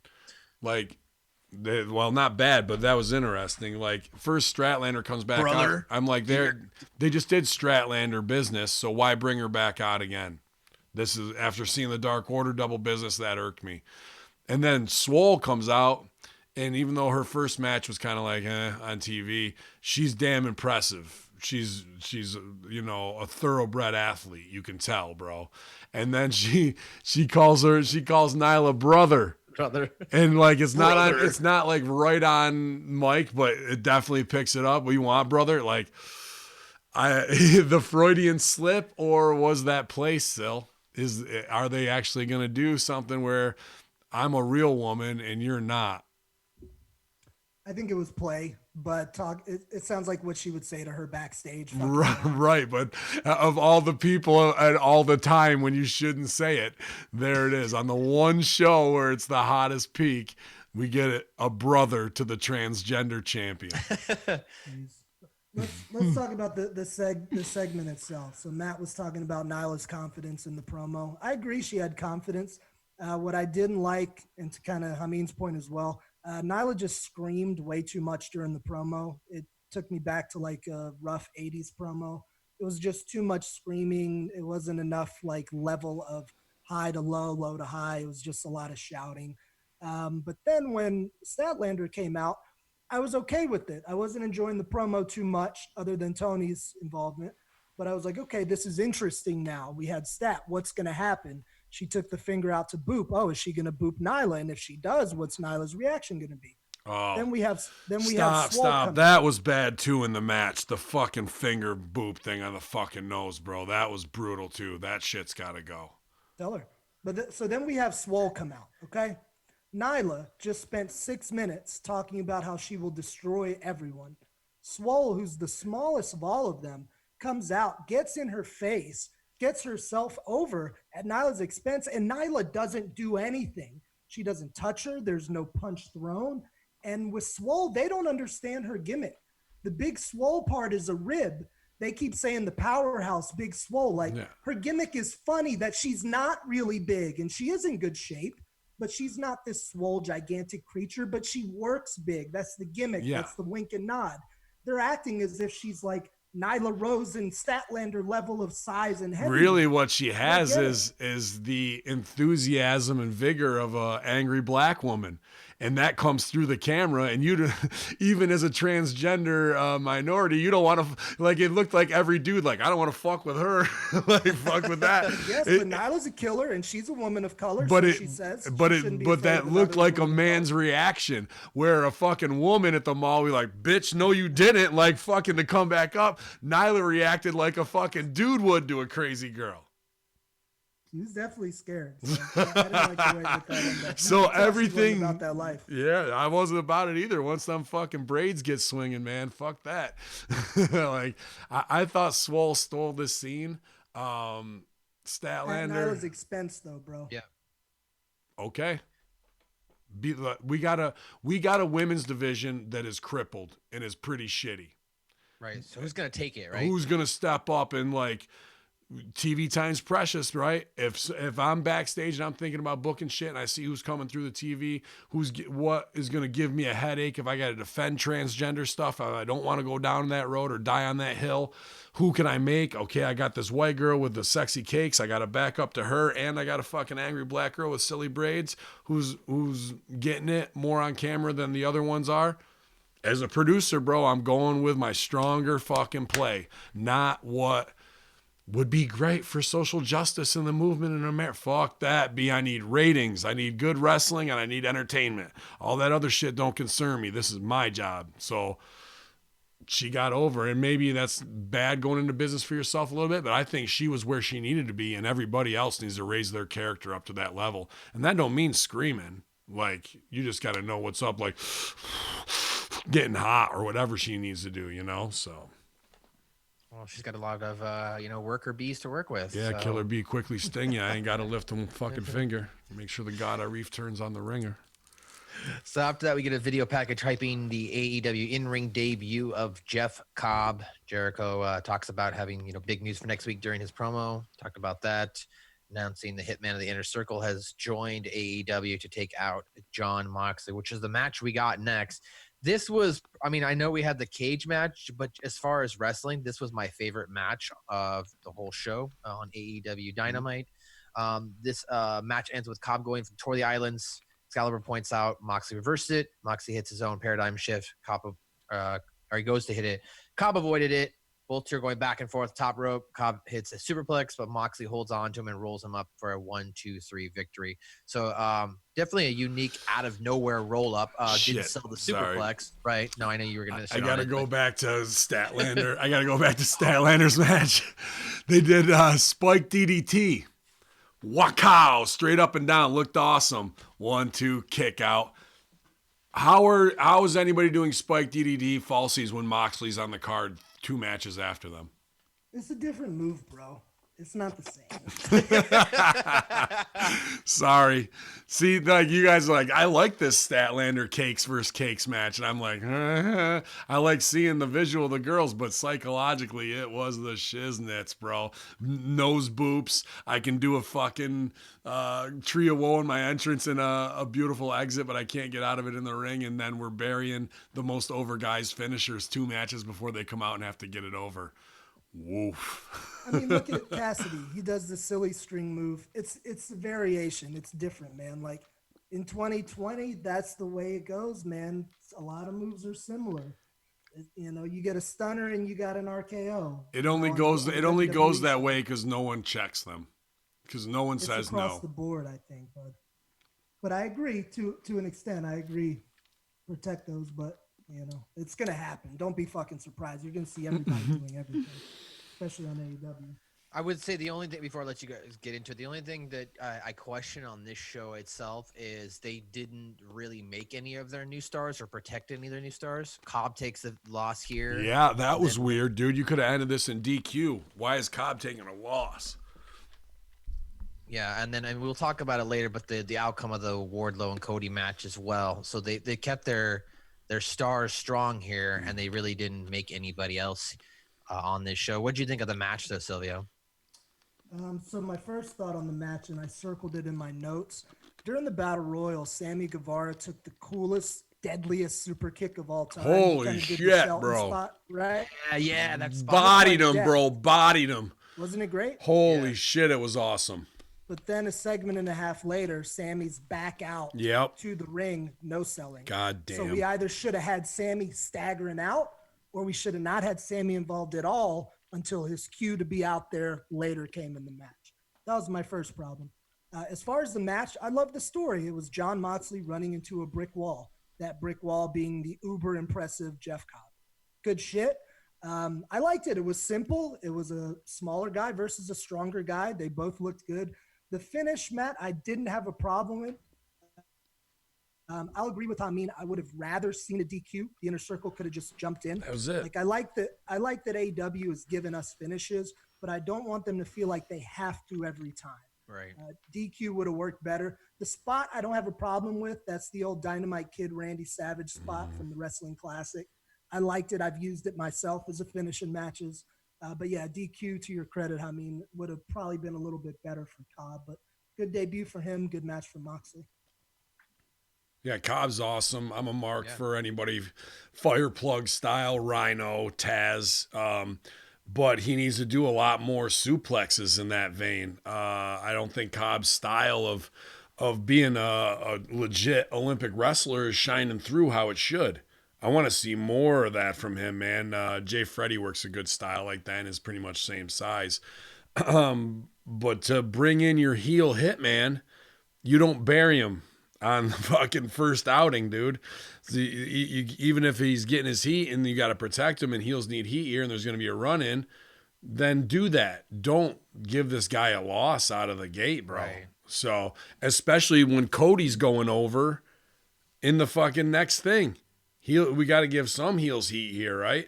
So this was a wrong decision. Usually we say there's 100 ways to book things. There's very few ways to book things on a heel debut of a guy who's a pretty well-known name against a top guy, and you got the heels at ringside.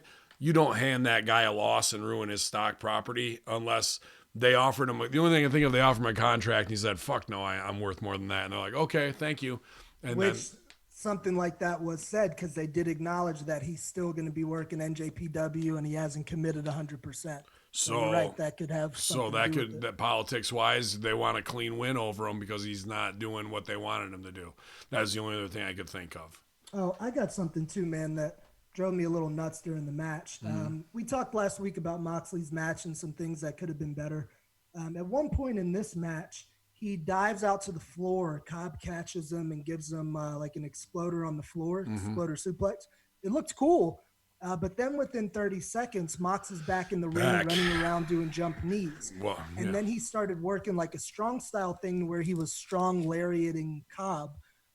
That shouldn't be. What I would have rather seen is Moxley take that big suplex, gets back in the ring, and Cobb's trying to destroy him, but Moxley is still crawling, getting to his feet. Cobb hits him, boom, Mox goes back down, but he's showing that crazy badass character, getting to his feet, and then he kind of chops him down a little, and you get to see character, not that they were matched evenly strength for only 45 seconds of the match. That psychology was a little fucky. But aside from that, I enjoyed the match. So after the match, we have the Inner Circles you mentioned. They attacked Moxley. Destin Rhodes comes out, starts to make the save. He gets beat up. Then Darby Allin's music hits, and everyone just kind of stops in the ring. Everyone just stops fighting. No one's beating anybody up. We got to wait for Darby Allin to come down. That kind of bothered me a little bit. Like, I mean, because when they panned back over to the Inner Circle. Let's not say Darby Allin has to come down. Darby Allin has to what? Ride down. Skateboard down in, bro. So how serious is the stakes here? Like, hold on, everybody. Watch me drop in. Like X Games status, bro. Right. So I like that he uses the skateboard as a weapon and whatnot. And he said he ollied off his back, but it wasn't. It was an acid drop onto his back. Get your skate terminology correctly. We'll also take a boneless there if you want. Nice pop, though. I mean, he got a nice pop from the crowd. It was different. Put that over. He looked great in the suit and the sexy shirt with the fucking skull face. This is one of the guys who look cool. Everybody in this segment looked like a cool guy. This is where AEW outshines WWE absolutely with the cool guys. But then we do the thing, the Sammy rib with the signs again. And last week we did it with torn up pizza boxes, and it looked like it might have been written in his own blood. This week he's like corporate zombie with fucking cue cards with his own font on them, like that scratch font, and it's all pre-produced and whatnot. It kind of shot in the ass the coolness of what it was, and like, This is the spot we're gonna do it this week, and now we've got better cards. Nope, you overshot it. You didn't think about who this guy really is and what you want to do and how it goes out that way. And then you're kind of jumping the shark on that joke. He already did it last week in his own pre-produced thing. The live version was too much. My favorite thing about that back end was we got to see Moxley and Jericho square off. They got into a little bit of brawl, and you could really feel the energy of the crowd that been kind of waiting to see what happens when these two get in there together. Jericho, being the classic heel, gets shot to the ropes, hooks him, gets the hell out of there. So it's kind of a cool visual to see a little something with Mox and Jericho. And Jericho's so smart, he knew to give him something, but not too much. More tickets, though? More like we bought a ticket to sit here? Is that too wrestling, right? Am I wrong on that? We've seen it. It was a little weird, mainly due to Sammy. Well, they just had Baron Corbin on SmackDown doing the same fucking thing. Bought a ticket, waits till the match over, runs in with the scepter, hits some fucking... Okay, they just did it on SmackDown. We're going to do it on Wednesday. I didn't understand the ticket thing. You're already there. It's not like you were banned from the arena. Yeah, or you're not allowed to come in. You're just hanging out backstage and you decide you want to go get a seat. Like they put it in to put it in. They did it a while back when they did the concession brawl, and it made sense. Right. This time, I think they did it just to do it. He actually had to buy his tickets because he didn't sell 5. So to get on the show, Susio had to buy all 5 of his own tickets. Oh, I thought he just traded it for with the fan outside, like Le Champion shirt. Just trade off the tickets. No, that's DCW, man. That's all right. Like any fucking indie OVW too that has a school and has an indie show, everybody gets pre-sale tickets to go sell to the fat ladies or the their side piece chicks or whatever. And if you didn't sell your 5 tickets for Rip, your ass ain't gonna be on the show. So guys who want to be on the show will not only pay Rip because they're fucking lazy and they couldn't go sell a $10 ticket, they'll also spend $50 to be on the fucking indie show to get thrown out in a battle royal in 2 minutes. Because they're fucking lazy marks. So I think that's what happened to Jericho. He had to buy his own tickets because he just didn't sell them all. Gotcha. Hey, no offense to the performers, because some of my favorites were in there, but I watched the TNT version. The highlight of that segment to me is when they cut to commercial, they started showing this sweet new Amazon show. I think it was called Hunters, and it has Al Pacino. Oh yeah, that show looked fucking amazing. Starts tomorrow. I can't wait for this. Starts tomorrow, yeah, man. Looks really good. There you go. Check out Hunters with my man Pacino. So after that, after the commercial break, we come back. She had a great ass. Yeah. So we come back. We got the AEW tag team titles now, the championship. The Lucha Bros versus Hangman Adam Page and Kenny Omega. This match was balls to walls. Both teams I thought were fantastic in this match. I saw that you put this over online, Silvio, on Twitter as soon as the match ended. But this match ends with Hangman hits a leaping buckshot lariat over the ropes. Omega hits perfectly timed V-trigger, follows it up to 1-2-3 pin. The champs retain their gold. You saw the Young Bucks kind of come out afterwards, and they're picking up Kenny Omega as Page is picking up Kenny Omega. So there's a struggle back and forth for the friendship as this leads into the Revolution Championship match where we'll either see Kenny Omega finally turn heel or Hangman will finally turn on the Elite. But overall, this was a great match in my opinion. It's the best tag team match on the card. Silvio, I'll let you start, sir. Okay, get my constructive criticism out of the way in 30 seconds. Lucha Brothers got to start one of them getting out of the ring. The commentators were putting over the 10-second rule, and I think they even made a funny comment like, oh, this is the worst enforcement of that rule ever. The Lucha Brothers are just a little bit too egregious with how much time they spend in. Literally, all they got to do is one of them step out real quick, break the count, come back in. That simple, and they could still do all their high spots. That was the one thing I didn't like. The match itself, oh my fucking God, was that a banger. You could sit back all day and point out some of the old school psychology that was a little different and maybe too much here, too much there. it was so fucking thrilling and exciting and high impact. When I was watching this, I'm thinking to myself, man, if you've ever been a fan of contemporary pro wrestling, I'm not talking about just like in the 1970s, contemporary pro wrestling, and you were just flicking through and came upon this match, I can't see many wrestling fans that were going to turn that channel. It was literally a spectacular match. Ray Phoenix doing that goddamn thing when he runs on the top rope and punts somebody in the face. How the fuck does he do that? Some of these moves were just insane. I can't even get into them. There were so many cool moves. And then the finish, the timing of that with the blind tag into that V-trigger buckshot, which looks deadly every week, which is what a finish should look like. Man, this match was damn good right now in tag team wrestling, other than some of those fucking things about just get outside of the ring, please. In tag team wrestling, I think this is as good as it's going to get right now. My God, it was good. Mr. Hamin. I agree. It was the match of the night. I could pick apart a couple of spots here or there, but I won't. Omega's going to Omega. That's what he does. But yeah, burying the ref, I'm always whatever with. But to me, the problem is Lucha Brothers are a different animal than anybody else in wrestling, bro. Yeah. And for them to now be mid-card marginalized, and not say they were fighting the champs here, so they're not mid-card marginalized in the semi-main event, but I feel like they should be up here, and everybody in that battle royal should be striving to get to them, not the other way around. You know, like their feet are kind of now a little bit, and I'm like, wow, how did you knock some of the price off of these guys? Because they don't seem as awesome as they were 3 months ago. As ridiculously great as they are, they're not as high a property. So that I had a little bit of issue with, and they're taking a clean loss. That's not a problem because it was a great contest. So, and they're going to do things I never fucking will. So keep doing them. It was insane. Yeah, man. The one spot where Phoenix does just this insane springboard into a Rana on Omega and Rana's him off the apron. Yeah. Oh, or even when they hit the tandem stuff like that is a falsie. Every time I'm like, it looks so awesome, like bing, bang, boom, boom. And then they kick out. I go, oh, that would have beat me. I usually say that about 3 times during a fucking, oh, they could have beat me in 8 minutes with that. That would have been enough.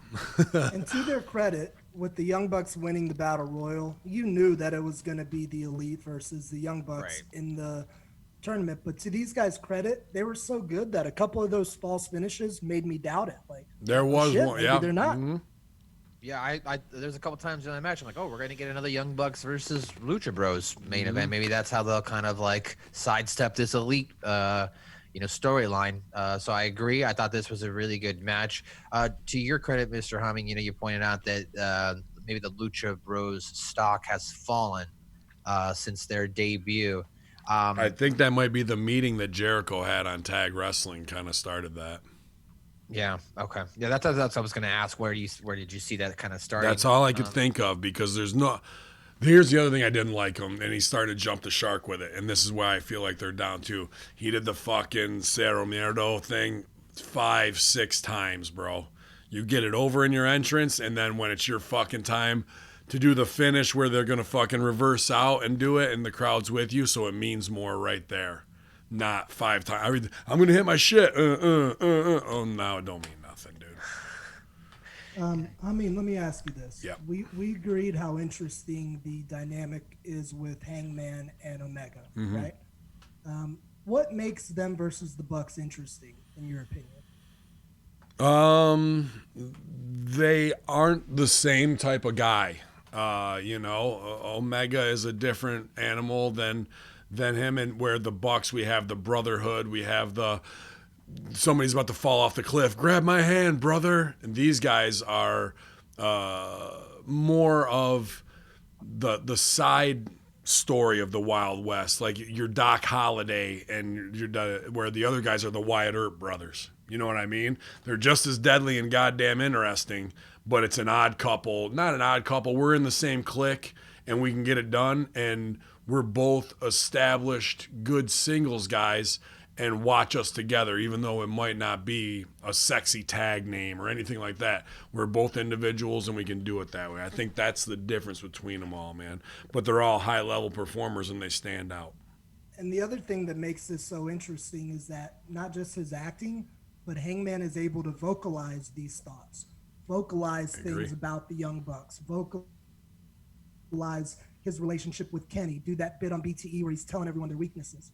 The reason why we're not seeing the luchas in there, it's going to be harder to get them in that kind of engaging story because they can't vocalize the storytelling on the mic. I disagree. They're always going to be spectacular in the ring, but I mean, it's been like that for generations and generations. If you can't vocalize what's going to happen, the odds of you regularly being in the tippy top angles, it's just the way it is. We see it across the board. I think that's why you're not seeing the luchas. They'll get the tag titles at some point, but I think that's why we're not seeing them in the stratosphere as maybe some people hope.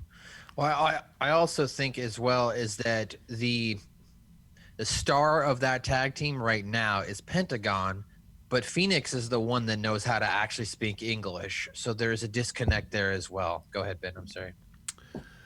I've pitched the other idea to WWE to protect their Latino guys who can't speak. And I think Pentagon and Phoenix could actually take, not the Kai and Tai shit, but they're like, we could do something where we could protect them in pre-tape and do something with overdub where it really is, you know, when you watch the movie Traffic or you watch Narcos, you watch that all in Spanish. Are you like, I'm not invested in these characters? That's a good point. I just binge watched 10 episodes of Narcos. Right. So Lucha Brothers got to act the part. Because that's sometimes fine. They're heel and they're acting baby faces. So if that's the way we're going to do it, they got to learn to act consistent. I agree. But the only time we get to see them do character is in pre-taped things that looks like Narcos. Yeah, that's what I'm thinking. Like you need to have a movie style that makes us feel like we're in Mexico. You need to have the overdub where he's very serio, not tranquilo, whatever the fuck they want to say. That's how they got over in Lucha, right? With right. that style. You need to go back to Lucha Underground and produce them that way, and then let the in-ring take care of itself. I'm down with it. They'll never be hurt, but so bad because their work is that spectacular. Oh. And I think Phoenix is the best athlete in pro wrestling. I'm talking about taking them to another level. They'll be on another level. I absolutely love that idea. I hope somebody listening takes advantage of that. I think it'll really work. Michael Jericho's sitting there like, damn right. I called it again. Phoenix is the best. That's one of his favorite wrestlers right now is Phoenix. Dude, you can't dispute it, man. He does unbelievable things.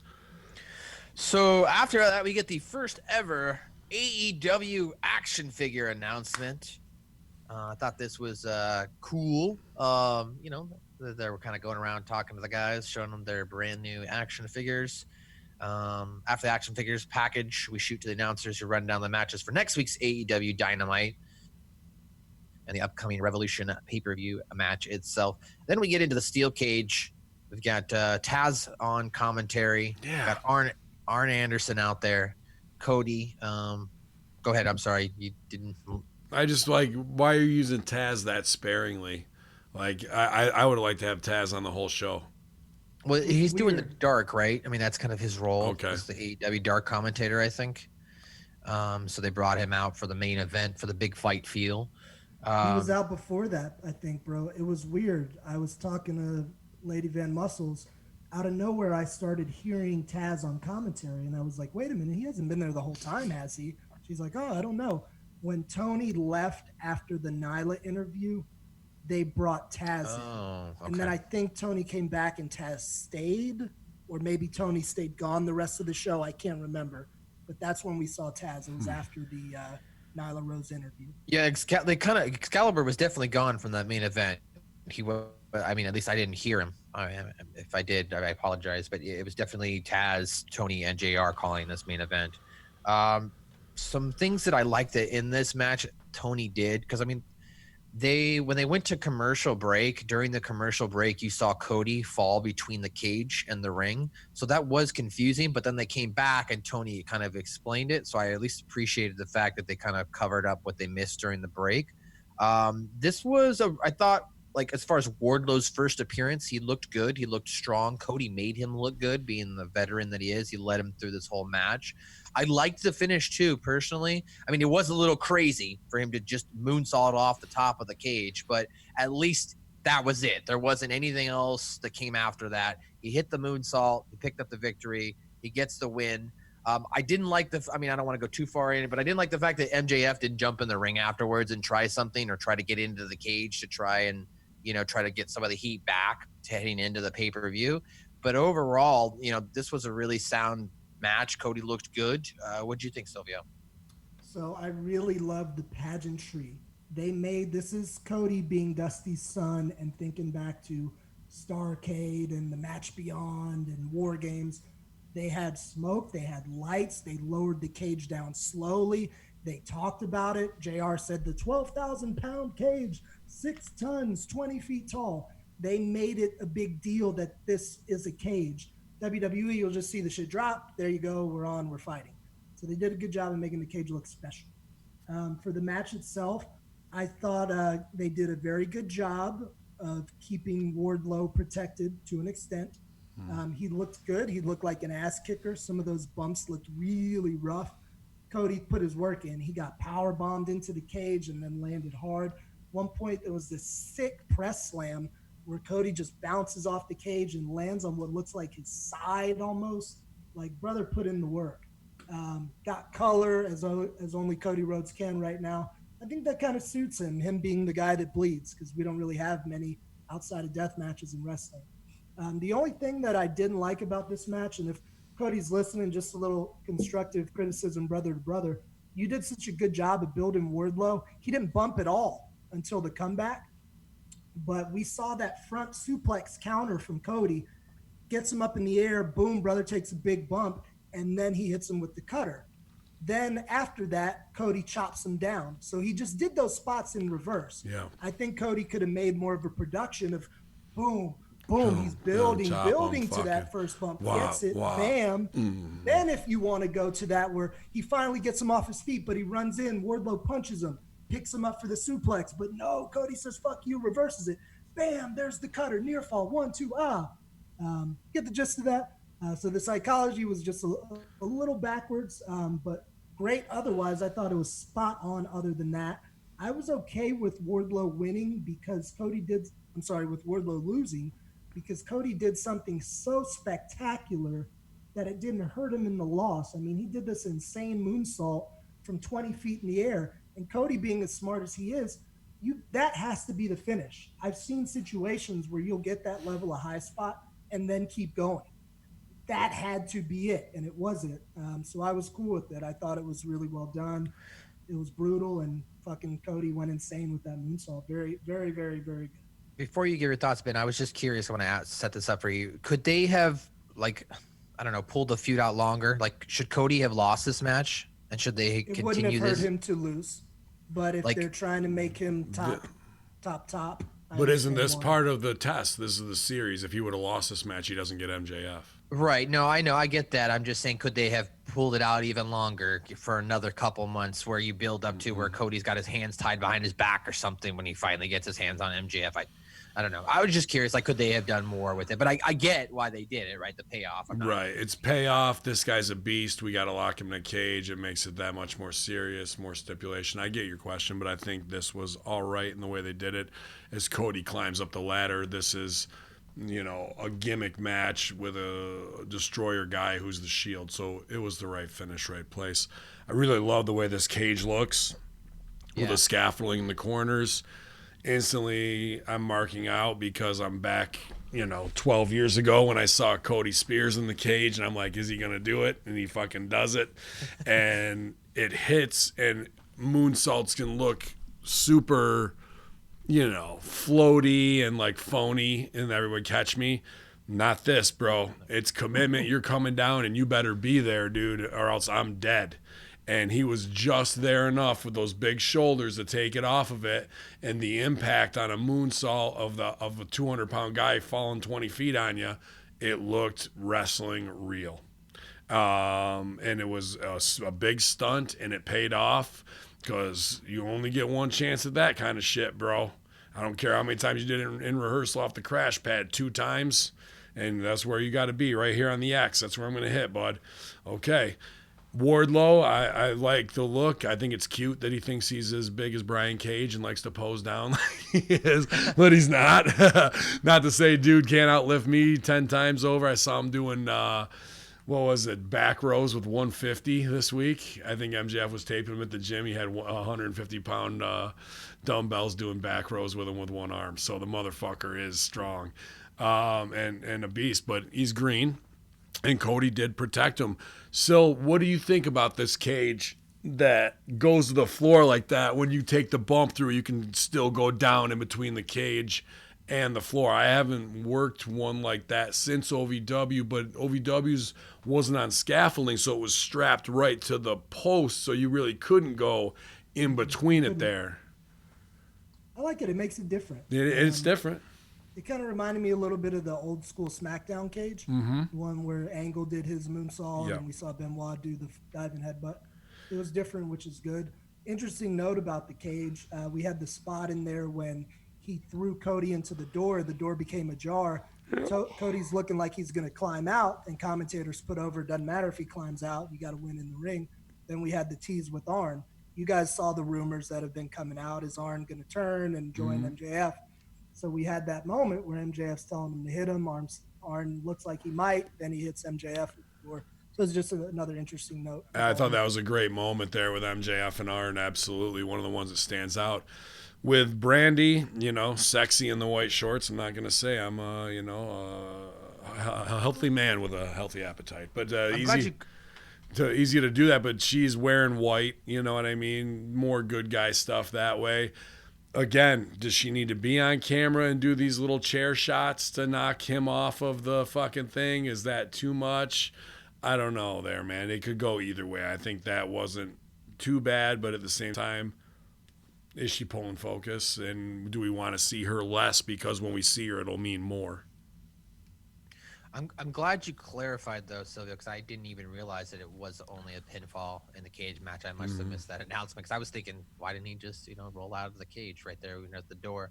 Also, you're talking about Cody Rhodes as far as committing to the moonsault. I liked that when he got to the top of the cage as well. He didn't do the whole linger look around. It was he got up there and probably shitting your fucking pants and going, I've got to go now, bro. Fuck it. If I stay here, it's gonna get worse. Quicker the better. As being the only man on this podcast that is actually moonsaulted from the top of a steel cage, it is one of the most terrifying things, easily the most terrifying thing I've ever done in my wrestling career. And you got to trust brother to catch you. So thank God he had someone like Wardlow who's just big enough. He didn't get under him all the way, but just enough to where Cody didn't get hurt. Right. What I liked about Cody is, and I always say he's 1A in my opinion on the babyface. From the moment Cody came out, he was feeling it. Yes, it was in his hometown, but you saw in his eyes the second he came on screen that he believed everything was happening. What was great right now about Cody Rhodes' performances in 2020, he's so invested as a true pro should be that there's never any backstage views.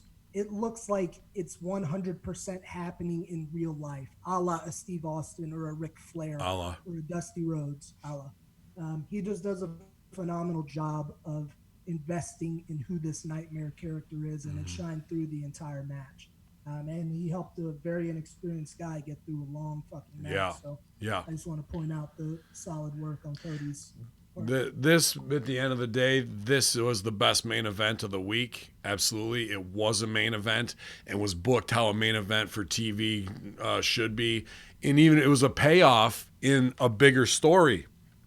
It's the next step up the ladder, and we felt accomplished at the end of this show. It was like, all right, I feel satisfied, as opposed to another shitty 6 or a shitty 8-man on Raw. Dude, you see the booking for this week for SmackDown? No, I try Holy to avoid Christ, getting bro. unnecessary headaches. The Bellas on Alexa Bliss's show. There's a bruiser. Naomi versus Carmella. And the Usos with some other baby faces versus Ziggler, Rude, and an 8-man shit fest. Like, compare even on paper how that looks compared to Cody and Wardlow payoff, compared to tag match between Lucha Brothers and the Elite, a battle royal that does all business and has more business tied in with Dark Order, trying to get the girls thing kicked off. We've got the Nyla Rose. We're not really touching the subject how we should, but at least it's there a little bit. There's a lot more going on, bigger picture storyline-wise, than Naomi versus Carmella and the Bella Twins back on Alexa Bliss's fucking talk show. It's going to be brutal at the SmackDown Live self-help group this weekend, dude. I'm going to have like 3 drinks. This is what I'm saying, man, and we talked about this a couple weeks ago. With the AEW show being so tight and story-based, if they had those 2 or 3 million people that are used to tuning into SmackDown and Raw, I feel like if these people get to see a show like last night, they're going to stick around. Anybody that liked contemporary wrestling at any point, if you got pissed 10 years ago and left and you stumbled upon that Cody match or that Lucha Brothers match, you're coming back, man. I'm confident if they get some extra eyes, however the fuck they go about doing it, they can make a big statement and they can be legit competition. Their shows are that good right now. Has its holes, but it's a good show. Yeah, this was the best AEW Dynamite in my opinion since they've debuted, top to bottom. I didn't look at the clock once, wondering when this match was going to end. I was never bored, and I thought there might have been, like you said, some questionable things we can point out, but overall, top to bottom, it was a very entertaining show. Before we go, maybe I missed it. Did Wardlow get an entrance, or was he just in the ring? Okay, so maybe I had another weird version as I watched the main event live and then went right back to watch Wrestling.uno to fucking see if it was posted, and it was. Somebody chopped it up before it got clipped again. But the version I have, dude, there was in maybe the end of the first hour they came back. I had 3 minutes of the arena. And they're like, we're coming back in 5, 4. The Fight Network TV feed? Maybe. Did they do that? They just showed deluxe kayfabe version. I was going to say, bro, who is stooging the studio feed from the truck that can get through a streaming site? How is that getting out? Yeah, so I saw that a few weeks ago. I don't know. Go ahead. Fight TV doesn't do commercial breaks. So they just run straight. So during the TNT commercial breaks, that's when a lot of times you get more off the cuff JR, because he knows he's on break. Sometimes they'll sit there and they'll have studio conversations or, we're going to be coming back from break here. Oh, okay. All right, we're going to go back into TNT. So that's just the fight. Okay.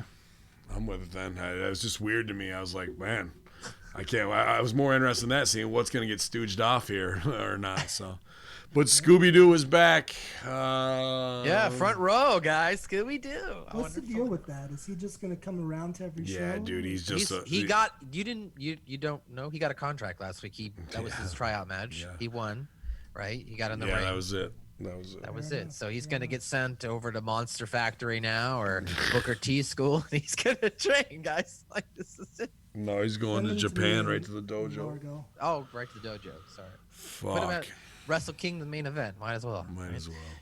But that was it. That was another episode of AEW Dynamite. Sounds like we all, as the consensus was, it was a good show in general, in comparison to WWE and whatnot. Wow. But overall, I enjoyed the episode. Anything else you want to put over before we end here for the show, guys? What was the shirt that Sammy Guevara was wearing? Because it looked like a rib on the Monday Night Messiah shirt. It looked like something biblical. Did you see that? It looked like a stained glass window thing. I don't know. It was a little different. It wasn't. It was like Seth's shirt, but it wasn't. Maybe I'm just imagining it. I'm trying to think of anything else I saw that I could pull out of there. But go back to that. Back to that Statlander match. We're still on this fucking match 2 hours later. No.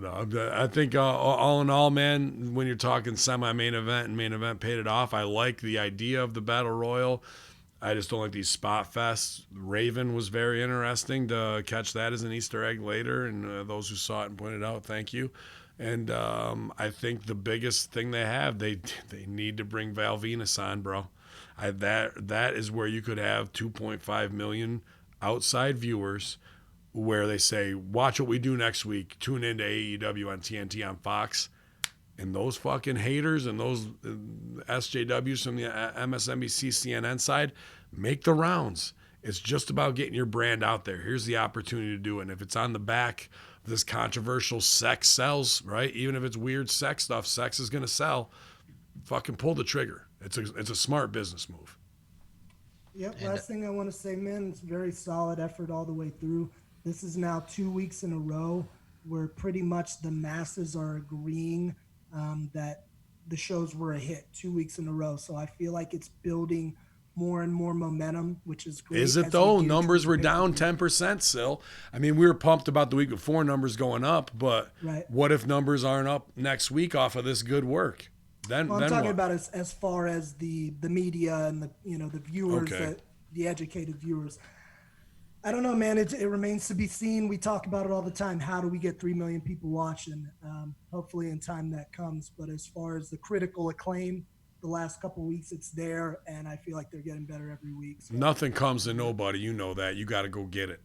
And that's where I'm saying here's an opportunity to go get it. And if they don't, if you could go up 200% versus 10%, I think they'd like that a lot more over there at TNT, no matter what excuse they say. Oh, we're happy with the numbers where they are. Well, would you be happier with twice the numbers? Well, sure. Well, then you're not as happy as you thought you were you?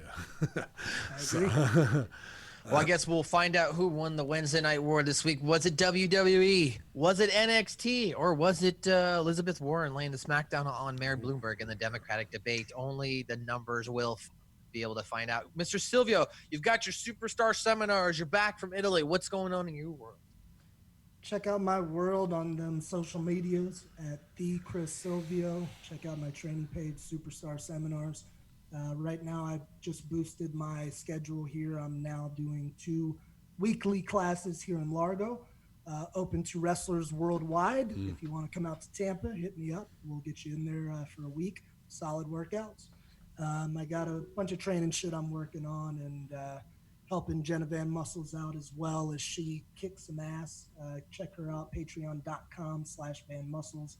Wrestling workouts, diet advice, coolness, just all around dope shit. But I'm just keeping it busy and lighting that fucking fuse, boys.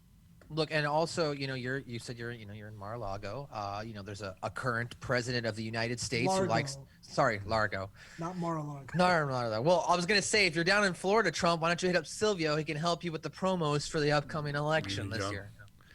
By the way, sorry, real quick. I know we're going home, but did you see the tweet about Trump evidently groping Eve Torres? I just thought. We talked about it. Mm-hmm. Okay. Yeah, we talked about on the Impact I think that's Attack. more her looking for a shine than it is him. Not that I don't doubt that he did it, but what other press does she have? And I wouldn't doubt after he took his victory lap on him at Daytona and the Beast that they're looking for anybody with any former celeb or anything just to throw darts and sling mud with whatever money they got. That was just like, ugh. So definitely don't doubt that he's not the perfect scumbag to do that kind of shit, but I also don't doubt that she's a fame whore looking to keep her name in the fucking headlines, Well, I'm looking to keep my name in the headlines, ladies and gentlemen. You can follow me on Twitter, on Instagram, at Matthew_Schaffer. Let me know if my show sucks. Hit us up on Twitter at SuckMyBallsPod. You can also check out the Monday, the Wednesday, the Friday Locker Room each and every week. The SmackDown Self-Help Show with Ben Hamin on Friday nights on Conspiracy Horseman, twitch.tv/Conspiracy Horseman. Check out Andrew Bello's Next Level podcast. Check out Steve King and Andrew Bello on the Wednesday Locker Room for your Monday Night Raw breakdown. You can also check out RussoBrand.com with Ben Hamin, Stevie Richards this week. You guys are solo, right? You guys did the Raw and SmackDown review solo. Yeah, man. He might be wanting to switch that way. People seem to enjoy it, and if they didn't, and you're a subscriber and you want him back on it, it's your subscription. Make your voice heard. But I think Stevie and I chaired it pretty well. Vince is adding 5 new shows, so that's the reason why he's trying to free himself up, not because he doesn't want to do stuff for you guys, but he knows Stevie and I can carry a show, and he's freed up to work on a bunch of other projects. So exciting stuff coming at Russo's brand, and actually a limited edition Russo brand coffee coming within the next 10 days here. We're going to get launched for that deal I'm finishing up now. Super excited. I saw the artwork for the brand, so a limited edition. It's going to be awesome. You guys can support that way or at prowrestlingtees.com/Ben Hamin /TV Richards /SEG shirts /Greek God Papadon Chris Silvio, I'm sure soon enough, slash your throats, infidels, because we're going to light the fuse here. As I check the demo comp, yep, everything looks good. The C4 is wired the right way. Silvio, push that over there. Light the fuse on that one, Matt, and push the plunger down as we blow up the spot here at hackerhamin.podbean.com. YOLO!